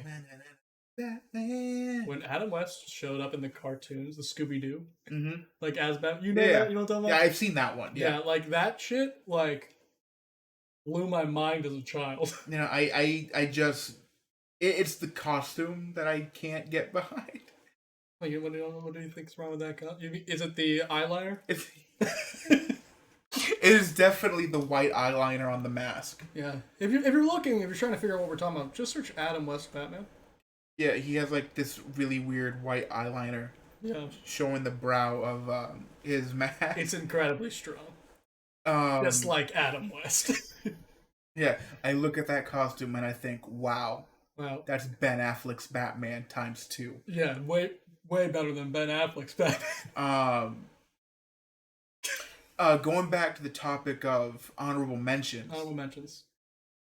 Snyder Cut. Snyder Cut's really fucking good. Hey. But I don't... Here's my thing. I when I came out of it, I was like, that's a fucking amazing movie. And it is, but I'm not sure if it's an amazing movie because the original cut was so bad and I'm inherently comparing it, or if it's just like, this was really good. I think if you compare it to the original cut, it's a perfect movie. Yeah. A bit to the original one. Like, it was Joss Whedon who redid the Justice League, right? Yeah. Joss Whedon fucked the Justice League. The fact that they took Cyborg out of that movie... He could burn in hell. Seeing it now, it's like, I was like, Cyborg... Because, you know, the comic book fan, Cyborg's kind of like, okay, it's Cyborg. It's Cyborg. He sits in the Watchtower nowadays. Like, I mean, you know, he's like part of the Teen Titans, you know, whatever. Okay, cool. But you fucking like watch Cyborg in this movie now. It's like, yo, he's a huge part of this fucking movie. He's so fucking integral to the plot. Yeah, like they literally need him. Yeah, I get why Ray Fisher was mad, pissed. Yeah, like along with like the other things, with all the other stuff set. that I still don't know what happened on set. Because whenever he talks about it, he's like these things that happen, and he never talks about what happened. And I'm like, I just want to know. Yeah, you know. I mean, it was like a whole. I completely believe that happened. It's a fucking it's a WB set. Like, yeah, you know, like it's a movie set. People are fucking horrible. But speaking about the movie again, the Snyder Cut is my number 2. It's your number 2? It's my number 2. Holy shit! I mean, I liked it a lot. I don't know if I can put it up at number 2. See, I put it as number 2 because I read Zack Snyder's entire run for I read the entire his whole like manifesto for Justice League, and it's like 3 movies. Yeah, I know. I read the entire thing and I immediately fell in love with it. And I, like you said, not to look up Sam Raimi's Spider-Man 4. You're gonna cry. Don't do it with this because you're gonna be disappointed that we're not getting it. Because here's the thing. I'm already disappointed we're not getting it. Yeah. Because after the Snyder Cut, I was like, I want to see more of this like universe. I went from being completely uninterested and wanting it to just like get a complete reboot to like wanting a partial reboot. Yeah. Which is a big deal considering how bad I wanted a complete reboot. Right? I think there are things that you could keep. I think you could just completely rewrite Batman. Yeah. Overall, honestly. Like, I don't think... I think if we only get, like, one Batman, it should be... And we usually only get one Batman. Right now, we're going to get 2, and that's pretty cool. Yeah. But if we're only going to get one, it should be a Batman who's true to character. Right? With bat nipples. And a bat credit card. And, you know... And Mr. Freeze that does nothing but cold quips. Yeah. I want puns. Oh my God. I wanted to slap Robin in the face. And, I want All-Star Batman live action. Holy shit! Yeah, sometimes an ice cream truck drives by. That's right. Take that. But yeah, no, I can see All-Star Batman. Because like the Snyder Cut. Because the plans was, you know, Superman goes bad. They're doing, essentially, it seemed like they were doing, like, an Injustice style thing. Where, you know. Because, like, it was, because, like, in Batman versus Superman, Flash comes back in time. Says, you gotta protect Lois. It's Lois. Yeah. Lois is the key. And then you find out what that was alluding to, which would have been Justice League 2. Yeah. Was, like, you know. And it never will. Like, Lois dies. Yeah. And, you know, that sends Superman off the deep end. And then Batman takes his son and trains him the Batman way, but also to be the new Superman to fight his father. Yeah, I would love that. You see, that's the thing. Like, I love a good Elseworlds, and if we treat this as an Elseworlds, which we have to. Yeah, at this point. Even at the Justice League original cut point, we kind of had to, right? Like there's so much, with the DC. The only thing that they've gotten right, and they only got it right for one movie of it, was Wonder Woman. Mm-hmm. And then they fucked it up with the second Wonder Woman movie. Yeah. So I don't know what to do. I was like, Wonder Woman's great. Like, he's 84. Yeah, here's what's with this? I have a whole rant on the Discord server that I used to for my community, where I reviewed that movie, and I basically what I said was it feels like this was written as a holiday special. Yeah, it was the Star Wars holiday special. It's a Star Wars holiday special of DC movies. Yeah, and it's a B movie. Like the holiday special, garbage. It felt like it was trying to be written as it was written in 1984. Yeah, and no, don't do that. Yeah, and it's like this would have been campy even for then. Yeah. So there's a lot wrong with that movie, but Wonder Woman 1, I think, definitely in my honorable mentions. Yeah, Wonder Woman 1 fucking was an amazing movie. Yeah. I think pound for pound better than the first Captain America movie. My issue with that comparison is, beat for beat they're the same movie. Yeah. But I'm more of a Marvel stan. Yeah. So I love Chris Evans as Captain America. Me too. And I think the second Captain America movie, Winter Soldier, Winter Soldier is number 4. Yeah. Enough said. I don't have to explain anything else about it. The Winter Soldier was a perfect movie. Yeah. For me. Sure. I think the thing is, Wonder Woman beats out 1 but loses to 2. Yeah, absolutely. That's how I see it. Yeah. Wonder Woman, I don't know. It's definitely a great movie. It hits different. It hits in a different way than the first Avenger. Yeah. And I just enjoyed the first Avenger more. Yeah. The first Avenger also has implications to a larger cinematic universe, whereas Wonder Woman has none. Because it's set way in the past. That's the thing. They both were, but that's the hard thing going against DC right now. All the DC movies that are tied into the DCEU have a big uphill battle because they are being treated like Marvel movies, where the Marvel movies are part of a bigger picture, like we've been talking about this entire time, right? But the DC bigger picture isn't good. Yeah, no, and I think it's not good. Even a bad Marvel movie gets dragged up because of the bigger ensemble. But a good DC movie gets dragged down because of its connection to the DCU. It's the problem. Yeah, because the Aquaman movie, great movie. Yeah. And I'm excited to see Aquaman 2. But then you put Aquaman in Justice League and it's the hell is this shit? It's a lot. And you put Gal Gadot in Justice League fit. Yeah. They've written her character pretty consistently. Yeah, besides 84. Yeah. The addendum. 84, I don't think I'm not even gonna think of it as canon. Yeah, I'm striking it off the record. 100%, I'm striking it off the record because they wasted big characters. Because if you wanted to introduce Cheetah, I'm not even gonna touch on Maxwell Lord. They could have called him anything. He could have had any name. He could have had any name because it would have been better off because it wasn't Maxwell Lord. Yeah. They should have just put it after the events of Justice League. Yeah. I mean, Maxwell Lord, the whole thing about Maxwell Lord is he's a manipulative, mind-controlling motherfucker. Yeah, who has no... He doesn't have any qualms about morality. Yeah, that's his whole thing. So it's...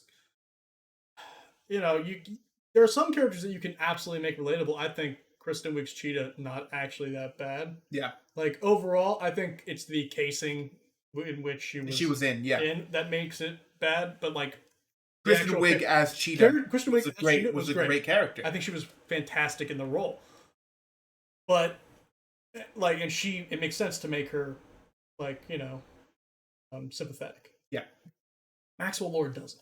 No, Maxwell Lord is a character in the comics who is it's like making Darkseid sympathetic. It makes no sense. You put bunny ears on Darkseid and it's it's no, what do you do? No. Anyone for people who don't know the history of Maxwell Lord, he was one of the people behind Checkmate. He's most famous for writing his neck snap by Wonder Woman. Yeah, that's all you really need to know. Yeah, because like he was his power was getting into people's heads and having them do what he wanted, and he had Superman. Yeah. And he forced Superman to fight Wonder Woman to the point where Wonder Woman, which Lasso of Truth and Superman or Maxwell Lord? Maxwell Lord, and asks him, how do I stop? And it's kill me. And he's like, kill me. And then she's like, not only Superman's that, like, what? Like, not only that, but like, it also, on a 1v1, Superman versus Wonder Woman would beat his ass. Yeah. 100%. Yeah. Which, because she's a warrior. He's just a guy. He's a dude from Kansas. Yeah, essentially. Like, that's about Superman. Like, there are some comics where they write Superman like he's been trained. Yeah. And like, for the most part, you usually write him as if he's just a guy who's so powerful that he's never had to. Yeah, he's just a power brawler. Yeah, he's a brawler. He's not like a martial artist. Yeah, but Wonder Woman trained her entire life. Yeah. She would wipe the floor with all of them. And she doesn't. I'm trying to think about this. Like, she doesn't really have qualms about killing. No. Per se. It's more like she doesn't do it because it's if anything you could save life, it's always right to do. Yeah. Like that's. But if there's like a threat that needs to be put down, it's like Maxwell Lord taking control of one of the most powerful people in the universe. She's a warrior. Yeah. Snap his neck. It's. And then in the '84 they had Mac. I was expecting them to have the snap the neck thing. They didn't. But then they did all the setup for it. Yeah. Too. They had it like it's broadcasting everywhere. And I was like, hell. I leaned over. I was like, hey, watch this, and then it didn't happen. But like I watched it with my family. I was like, I also didn't think like if we were gonna get a sequel to Wonder Woman, I didn't think like I would have wanted it in present day. Yeah. Because they had already established that she didn't do shit. Nothing since World War One. Yeah, that's the thing. Yeah, she didn't. World War I, World War II. Continuity's all over the place. Yeah, like, she didn't do anything. I'd be happy to even just treat Wonder Woman as its own thing. Yeah. Like, here's the thing: the first Wonder Woman movie was so good that I'm willing to forgive a bad second movie, and I will watch a third one. Yeah, like from one's going on. Yeah, that's the thing. Like, I am willing to go. You did a bad thing, but I forgive. I'm gonna watch 3. I'll give you a second chance. I'm willing to do that. I love comic book movies. I want to see more of them. Mm-hmm. Like, I'm really glad that we're in such a renaissance of comic movies. Yep. Largely because of the MCU. Yep. I mean, it's the MCU, the Batman trilogy, the Dark Knight trilogy, yep, and then Spider-Man. Mm-hmm.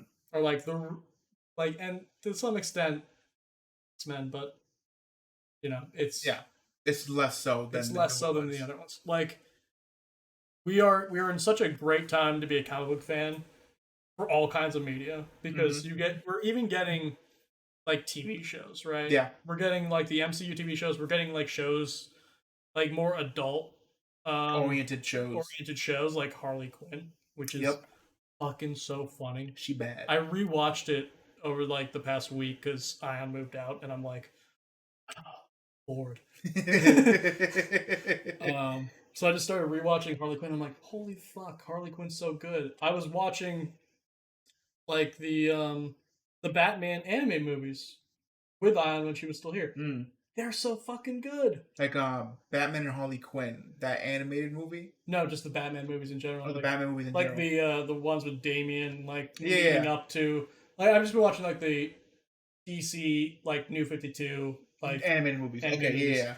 With leading up to Dark Side War. Yeah, the one that covers Dark Side War. But they're fucking fun. They're still really fun. I am excited to see what's coming out besides the classic. They didn't really do anything for Rebirth. No, which is why I'm excited, because at the end of like that New 52 run where they had Apocalypse, like Justice League Apocalypse, Flash restarted the universe. Yeah. Like John Constantine was like, yo, you need to go back and fix this shit. This is fucked. Look at Nightwing. Look at Nightwing. He's comatose. A Nightwing movie. I would love to see a Nightwing movie. I but think we it's all thought it was gonna happen after, like, Under the Red Hood. Rises. Dark Knight Rises. Oh yeah. Like, I think like they could have easily had set up. It would have been great. I wouldn't want to see Joseph Gordon-Levitt though. I think I could easily see it.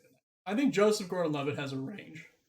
I mean, he firmly has a range, but it's like now with the way it is, I don't want to. Oh, see not it. now. I think but like then, yeah. But like back then, I would have loved to see him in it. Now it's like, no, I would prefer someone like in like their 20s. Yeah.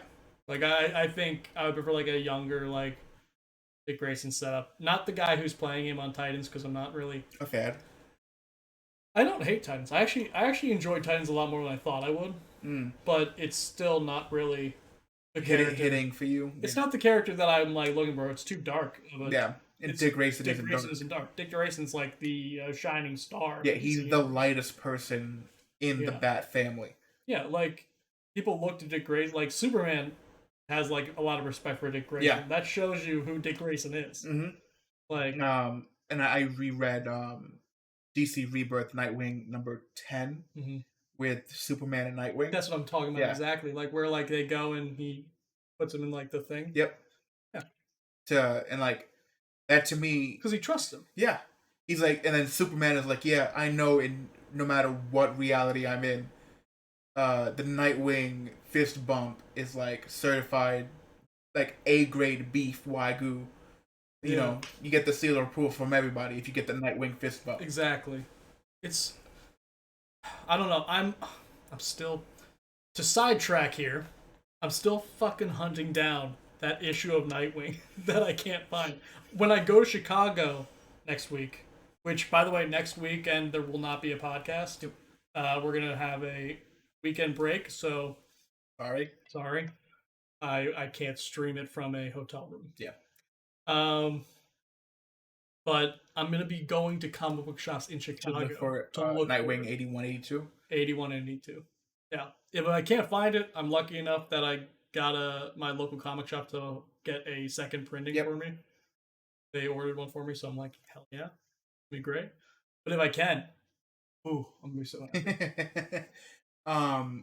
Like, there's so many movies that I wish were made from, like, pre-established characters, like, characters that were hinted at, but not really flushed out. Yeah. None of them are coming to, like, mind right now. But, like, I know they're there. Yeah. Like, I would love like a Teen Titans movie, kind of, or maybe just a Titans movie. That would be really good. We just skip the Teen Titans of it and just go Titans. Just go Titans. I don't know, like an Injustice movie would be great. But we do know that seems like it's coming animated. Yeah. I think it was one of the first things we were going to talk about. Yeah, an Injustice animated movie. Yeah, because like we haven't heard anything else about it. Yeah, but it's very exciting. I'm excited for upcoming movies. Like I am thoroughly excited for Black Adam. Yeah, Black Adam's going to be a good one. I think they cast that.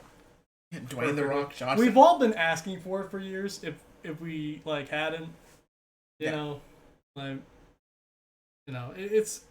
just perfect for that role. He just looks like the character. Yep. For one, he's built like the fucking character. Oh yeah. And like I'm glad to be seeing, because like Black Adam isn't a villain. He's an anti-hero. He's an anti-hero. He's a renegade. Which which does put him at odds with like the regular heroes and makes him like in the comics that he's not even like a Shazam villain, really. No. He's part of like the Shazam family. Yeah. So because like he's been like, because like him in the comics, him and Billy Batson have like definitely reconciled their issues, got back to their issues, and then back and forth or whatever. It mostly comes down to the fact that at this point he's a Justice League like threat. Yeah. Like if he's ever a threat, because he is a sovereign of a nation, and you can't touch him in that nation. Yeah, it's like he has legal rights. He has like UN shit. Like, so it's kind of, he's an interesting character. I don't know what that movie's going to be still. I think the movie is like, I think Shazam is going to be in it. I don't think so. Really? I think it's going to be like at least like a little. Like, I think towards the end. I think that there's going to be hinting of it. Call me weird. Hawkgirl Martian Manhunter movie. Now, I wouldn't. After seeing that in the Justice League comic, I can see it. Like, I don't think it would ever play as a movie. I would want to see a Martian Manhunter movie where he kind of goes from between like his detective to being the Martian Manhunter. Yeah. And like it kind of being filmed like a noir detective movie. I would love noir anything. Like a noir Martian Manhunter detective movie where like he has to like, you know, investigate clues, read people's minds, and then fuck people up. Yeah. Like that would be a great movie. And then like you would have a character set for him being, you know, the green model, you know, with the prosthetics, whatever. Yeah. But then besides that character, you could literally have him be anybody else. You know what I wouldn't mind for Martian Manhunter? If they put him set in the 50s. That would be great. Because they don't need to like have him have been here for like no time or like all time. Mm-hmm. You could literally stick him anywhere. It doesn't matter. His character is essentially the same. What happens to Mars doesn't have to happen at any specific point to affect any other characters. So if you have him like in the 50s and then like he just shows up as he did in Justice League, like kind of, like I could easily see that. And then for Hawkgirl, I would love to have a Hawkgirl movie that's like one of those movies where like it goes through, because like she like recycles her rebirth. I would love to see that where it's like you see like plenty of her rebirths in the movie. Here's what I would want as a Hawkgirl. I want her playing an archaeologist. And then her digging up her bones. Yes, stuff like that. I want like a treasure hunt kind of like, and like her piecing together who she is. Exactly. And I don't want Hawkman in the movie. Absolutely not. Like I by the end of it, I want him to be like the post-credit scene. Sure. Like that's where I would put Hawkman. He can be hinted at, and then I don't want him to have any of his own movies because fuck Hawkman. I think we've established this. Hawkman is not interesting. He's never been interesting. He never will be interesting. Unfortunately. You can make him interesting. You can make him interesting, but he can't be interesting alone. No, absolutely not. There's nothing unique. Hawkgirl, way more interesting. Yeah. And I don't know why. I could tell you why. It's because she's not, like, drawn in. She's not drawn in, and also because of the Justice League animated show. Yeah. They made Hawkgirl one of the 7. You know what it is? It's Hawkman plays, to me, like a conservative. He is a conservative, right? You know what I mean? In Identity Crisis, it was him and Green Arrow who are always fighting on their political views. And I don't even mean it like I mean it politically, but also I mean it just in general. Like he doesn't play as like interesting. He doesn't want to seem to do anything. So you're saying he doesn't go down on? Yes, I'm saying I'm saying he doesn't eat puss. By the way. I sent you that comic, right? Yeah. Yeah. Mm-hmm. The one by fucking Kaiser and Echo. Oh my god, it was so fucking funny. You know, a Hawkgirl movie with her like digging up her old bones, her old artifacts, finding things like in like a desert tomb, and then like kind of like reconnecting. Like she touches like, you know, a certain thing, and like she has like herself like a hieroglyphic. Yep. Like with a hawk. Like, and then like she finds the artifacts, and then she finds the wings. Yeah. Because like in like depending on what, it could be goofy, but like it could be fun. Yeah, because like depending on what comic or like what iteration of Hawkgirl you're reading, it's like the wings are a part of her, or you know it's like Hawkman straps with like. I think it'd be great if the wings were a part. And then they just like pop out of her when she like gets to the realization. She touches something, and then like it's like, oh. She touches her mace. Yes. Oh. Like the mace is like the final piece in the puzzle. Fuck yeah. And she grabs it, and like, you know, it like kind of like surges, and like it's like the like in the animated. Yeah. It had like that fucking lightning effect, whatever. And like Thor's hammer. It's fucking exciting. whatever we're saying right now is going to be much better than whatever they're going to do. Yeah. That's what bums me out. Like, and that's, I don't think that that's very common, really. Mm-hmm. Like, I think usually people, like, make movies just about as good as the average fucking, like, fan could come up with anything. You know, I don't think, like... I feel like there's, like... I think for these niche characters, though, like, relatively niche... Like, fans can make some of the best shit ever. Or, like, I can't tell you how many times I've been on, like, TikTok, and, like, I follow 4 creators, and, like, I'm blanking on their fucking names. Comic book TikTok is wild. But, like, there's 3 people that are, like, I heavily follow, and, like, one other person, one of them, she talks about the characters in such an interesting way that I really enjoy. And the other two guys, they break down things and like explain other characters. Like they do an amazing job at breaking. They get it, and then when they go off on their theories, and talking about it right now because it's out, the Loki TV series, when they talk about their theories for what's gonna happen, whatever. Fuck. When they talk about it, I immediately get sucked in, and I'm like, holy shit, this is amazing. If they don't do this, holy fuck. Yeah. And like comic book fans have that niche with comic book movies where it's like we can like talk about it like here on the podcast or like on a YouTube video, TikTok or whatever, and then it be like an amazing, not a screenplay. Yeah. But like it's an amazing. It could be an amazing map for what could be an amazing movie. Yeah.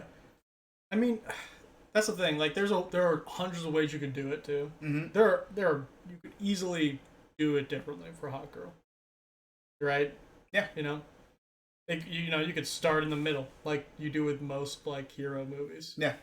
And that's fine. Not everything has to be an origin story, but an origin story is the simplest form of a superhero movie. Yep, and like, and they're all almost the same. Yeah, and like an origin movie could either like make or break the character depending on how you write it. Yeah, and I think in a lot of ways it's actually easier to start in the middle. Mm-hmm. Like it's why I'm still interested in Wonder Girl, but like I'm not there yet. Mm-hmm. Like because if they'd started in the middle, I probably would have already been in or out. Yeah. But if they do this well, I'm almost definitely in. Yep. So it's like it's a high risk, high reward. But let's really quickly, because I know that you have an out. Yep. But let's quickly just talk about Loki. I want to ask you something. Spoilers for Loki episodes 1 through 3. Do you think? And I brought this up to Ion, and he kind of laughed me off a little bit. Do you think that there is a chance that they are replacing Tom Hiddleston with Sylvie as Loki? Huh. Yeah. Because, they're going to bring in, like, one way or another, there's going to be a Loki in the MCU.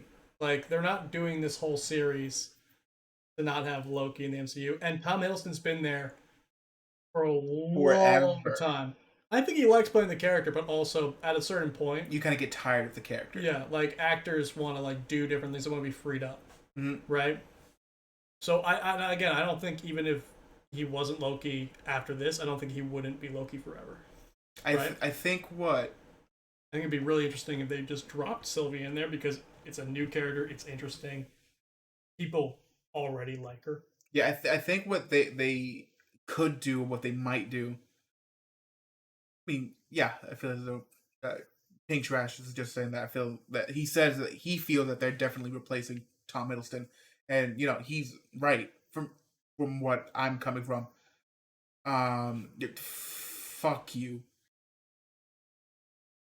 Your son lives. Go fuck yourself. I do believe that they're working to like replace him, but like because like at the end of episode 3, they had if you didn't watch the post credit scene,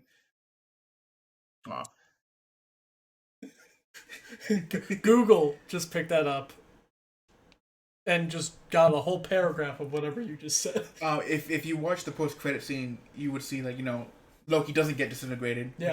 Thank fucking God. Yeah. But like, it would have been great for them to pick up Sylvie as the main character for the series. Yeah, I was like actually surprised. I was kind of like, they could have easily just killed off Tom Hiddleston Thomas right then and Sylvie, there. at least for a while. Yeah. Right. They didn't need to bring him right back. I think it would have been very fucking interesting and hardcore if they brought him back later on. if they brought him back later on and like we're just like, you're Loki now. Kind of, you know? Mm-hmm. Like, but like, yeah, at the end, you know, he wakes up and then there's like 4 other Lokis in front of him. yeah.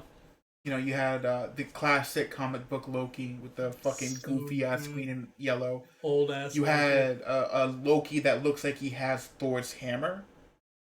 Then you had Kid Loki, which I'm excited about because I enjoyed Kid Loki in the comics. You know what's interesting? That gave me like big DC, like Infinite Frontier kind of vibes. Like, because it's like, oh, all these different versions of this character are suddenly here. Like, what's going on? And then you had Crocodile Loki. Yeah, that was weird. Which is, I don't know where he fits in, but he's there. He's there. And then they're in like a post-apocalyptic New York with Avengers Towers being a wreck. Yeah. Which, you know, me and Pink Trash were talking about it when the episode came out. And afterwards, you know, we were discussing that might be a New York where Iron Man didn't get the nuke out in time. Would Avengers Tower still be standing with a nuke? I mean, but like, you know, it could be a play on that. You're right. It could be like, you know, he didn't get the nuke out in time, I'm or being nitpicky. the Chitauri won or the war, or whatever. There's a lot of ways. But like, this is a universe where Loki wins. Yeah. That's why there's 4 of them. Yeah. And it could also Loki be core. Loki core. It could also be a way of them saying, you know, with the Loki series that anybody could be Loki starting from this point on. Yeah, I would like that. Like if they just like had multiple actors just play Loki, I think it would be hard for people to understand. Yeah, but like they have opened that door though. It's why they don't usually do like multiple of the same character like movies going at the same time. It's why you don't get like the fact that they're doing the Batman movie while it sounds like they're gonna come out with more stuff with Ben Affleck Batman. Right? I thought he was done. I thought he was done too, but then it sounded like he wasn't done. So I don't know. But like the reason why they don't do that is because they don't want to confuse like, people the watching average it. viewer, right? I think it'd be really dope though. Because I think like if you're a Marvel fan at this point, you're in deep. Yeah. Right? And like Marvel doesn't have to like act like they're not making the longest TV show like in the world when they make movies. You know? They can just admit to it and go on. Yeah, and then just move forward. Yeah. But I do think this them kind of opening the door to like Loki kind of doing a Doctor Who, where it's like it's the same character but different people playing the character, which would be kind of cool. Which for me only works with Loki. Yeah. Because the rest of them, they don't have that rebirth, that flexibility, and you know, canon wise, you know, they don't have that rebirth and recycling of themselves. Well, yeah, no. Well, for Loki, it makes perfect sense because Loki, he was a shapeshifter. He was the original reason why the Avengers got together. Yeah. And then Siege happened. No, before Siege, Thor Rebirth. And then he was Lady Loki. Because he stole the body that was meant for Sif. Yeah. And then he came back to regular Loki. But we had Lady Loki, which is great. And then he found the error of his ways and got killed by the Void. Yeah. And then he came back as Kid Loki, which was a great character. And then Kid Loki found the helmet of the old Loki and turned the spirit into a crow. Fucking shit's wild in Marvel, man. Yeah, and then the Kid Loki absorbed the old Loki and turned into the all new Loki. All new, all different. Yeah, which is like, you know, the whole vote for Loki. That's that Loki. Yeah, I saw that comic in every comic store. The Agent of Asgard. Because since Loki's popular, all the Loki comics are front and center. It's the same thing that happened with Invincible. But yeah. I'm sorry. True. Weird. And then we had this vote for Loki, Agent of Asgard, flip flopping between male and female, like it was nothing, and I really enjoyed that for that character. Yeah, it makes sense. Gender fluid Loki makes sense. And it makes sense for the character in the movies for him to be able to flip flop between anybody that they could put in the role.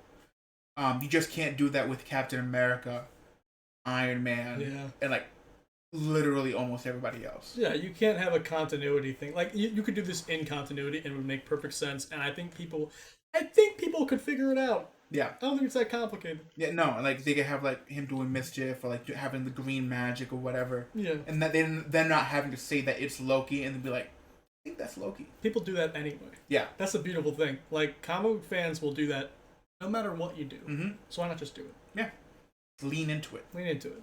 Yeah. And barring that aside, I do think they are working to replace Loki with Sylvie. Yeah.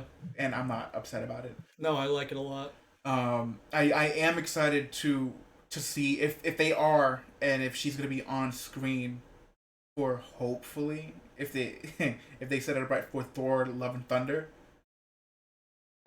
Because in the comics, Thor doesn't care.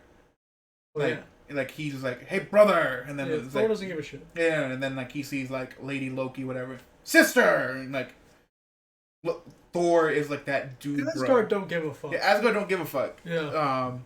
And even Odin, reference my sons, my daughters, and whatever.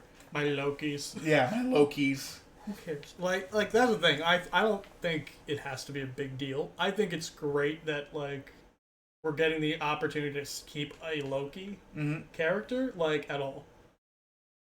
Because the fact that Loki was killed was kind of Loki's a lot of people's favorite fucking villain in the MCU. He's one of mine, easily, right? So it's kind of, when are we gonna get new Loki? What are we gonna do with that? How's it gonna come back? And I'm glad that it's happening this way. Loki's the Doctor Who of Marvel. He could be whoever and apparently whenever. Yeah. Yeah. Yeah. Especially now with the TVA. Yeah. That twist at the end of that episode. Oh, them being androids? Yeah. Yeah. Pretty great. I almost attribute them to kind of the animatronics at Chuck E. Cheese. Yeah. Ion immediately said Wizard of Oz. Yeah. Yeah. The great and Oz shit. Okay. Kang the Conqueror being behind the TVA. That's what I think. Good guess, but also, are they going to use Kang the Conqueror here? They might not. They might say his name. I think they might save him because he's going to be in Ant-Man. Yeah, Quantumania, and I do believe that. Do you think it's going to tie in? Yeah, I think the TVA is in the quantum realm because the quantum realm is outside of time. Fuck, that's smart. And in Ant-Man, I hate it. It was either in Ant-Man 1 or 2. Where in the quantum realm you see a city in a bubble. Yeah. And I think that's the TVA. You son of a bitch. That's smart. All right. Well, I think that's all the time we have pretty much today. That was a good one. Yeah. This was a good one. If you are watching here on Twitch right now, this will be up on YouTube tomorrow at noon. Every day. Every week we upload on Monday. The link is in the description below. And if you're watching on YouTube, we do this every Sunday at Twitch. The link is in the description below for you. Yep. Times vary, but it's every Sunday. Every Sunday. It's always fun. Yeah. Yeah. I don't know what our next thing will be, but keep an eye out. Yeah. It'll definitely be interesting. Well, we'll see you in 2 weeks. Peace.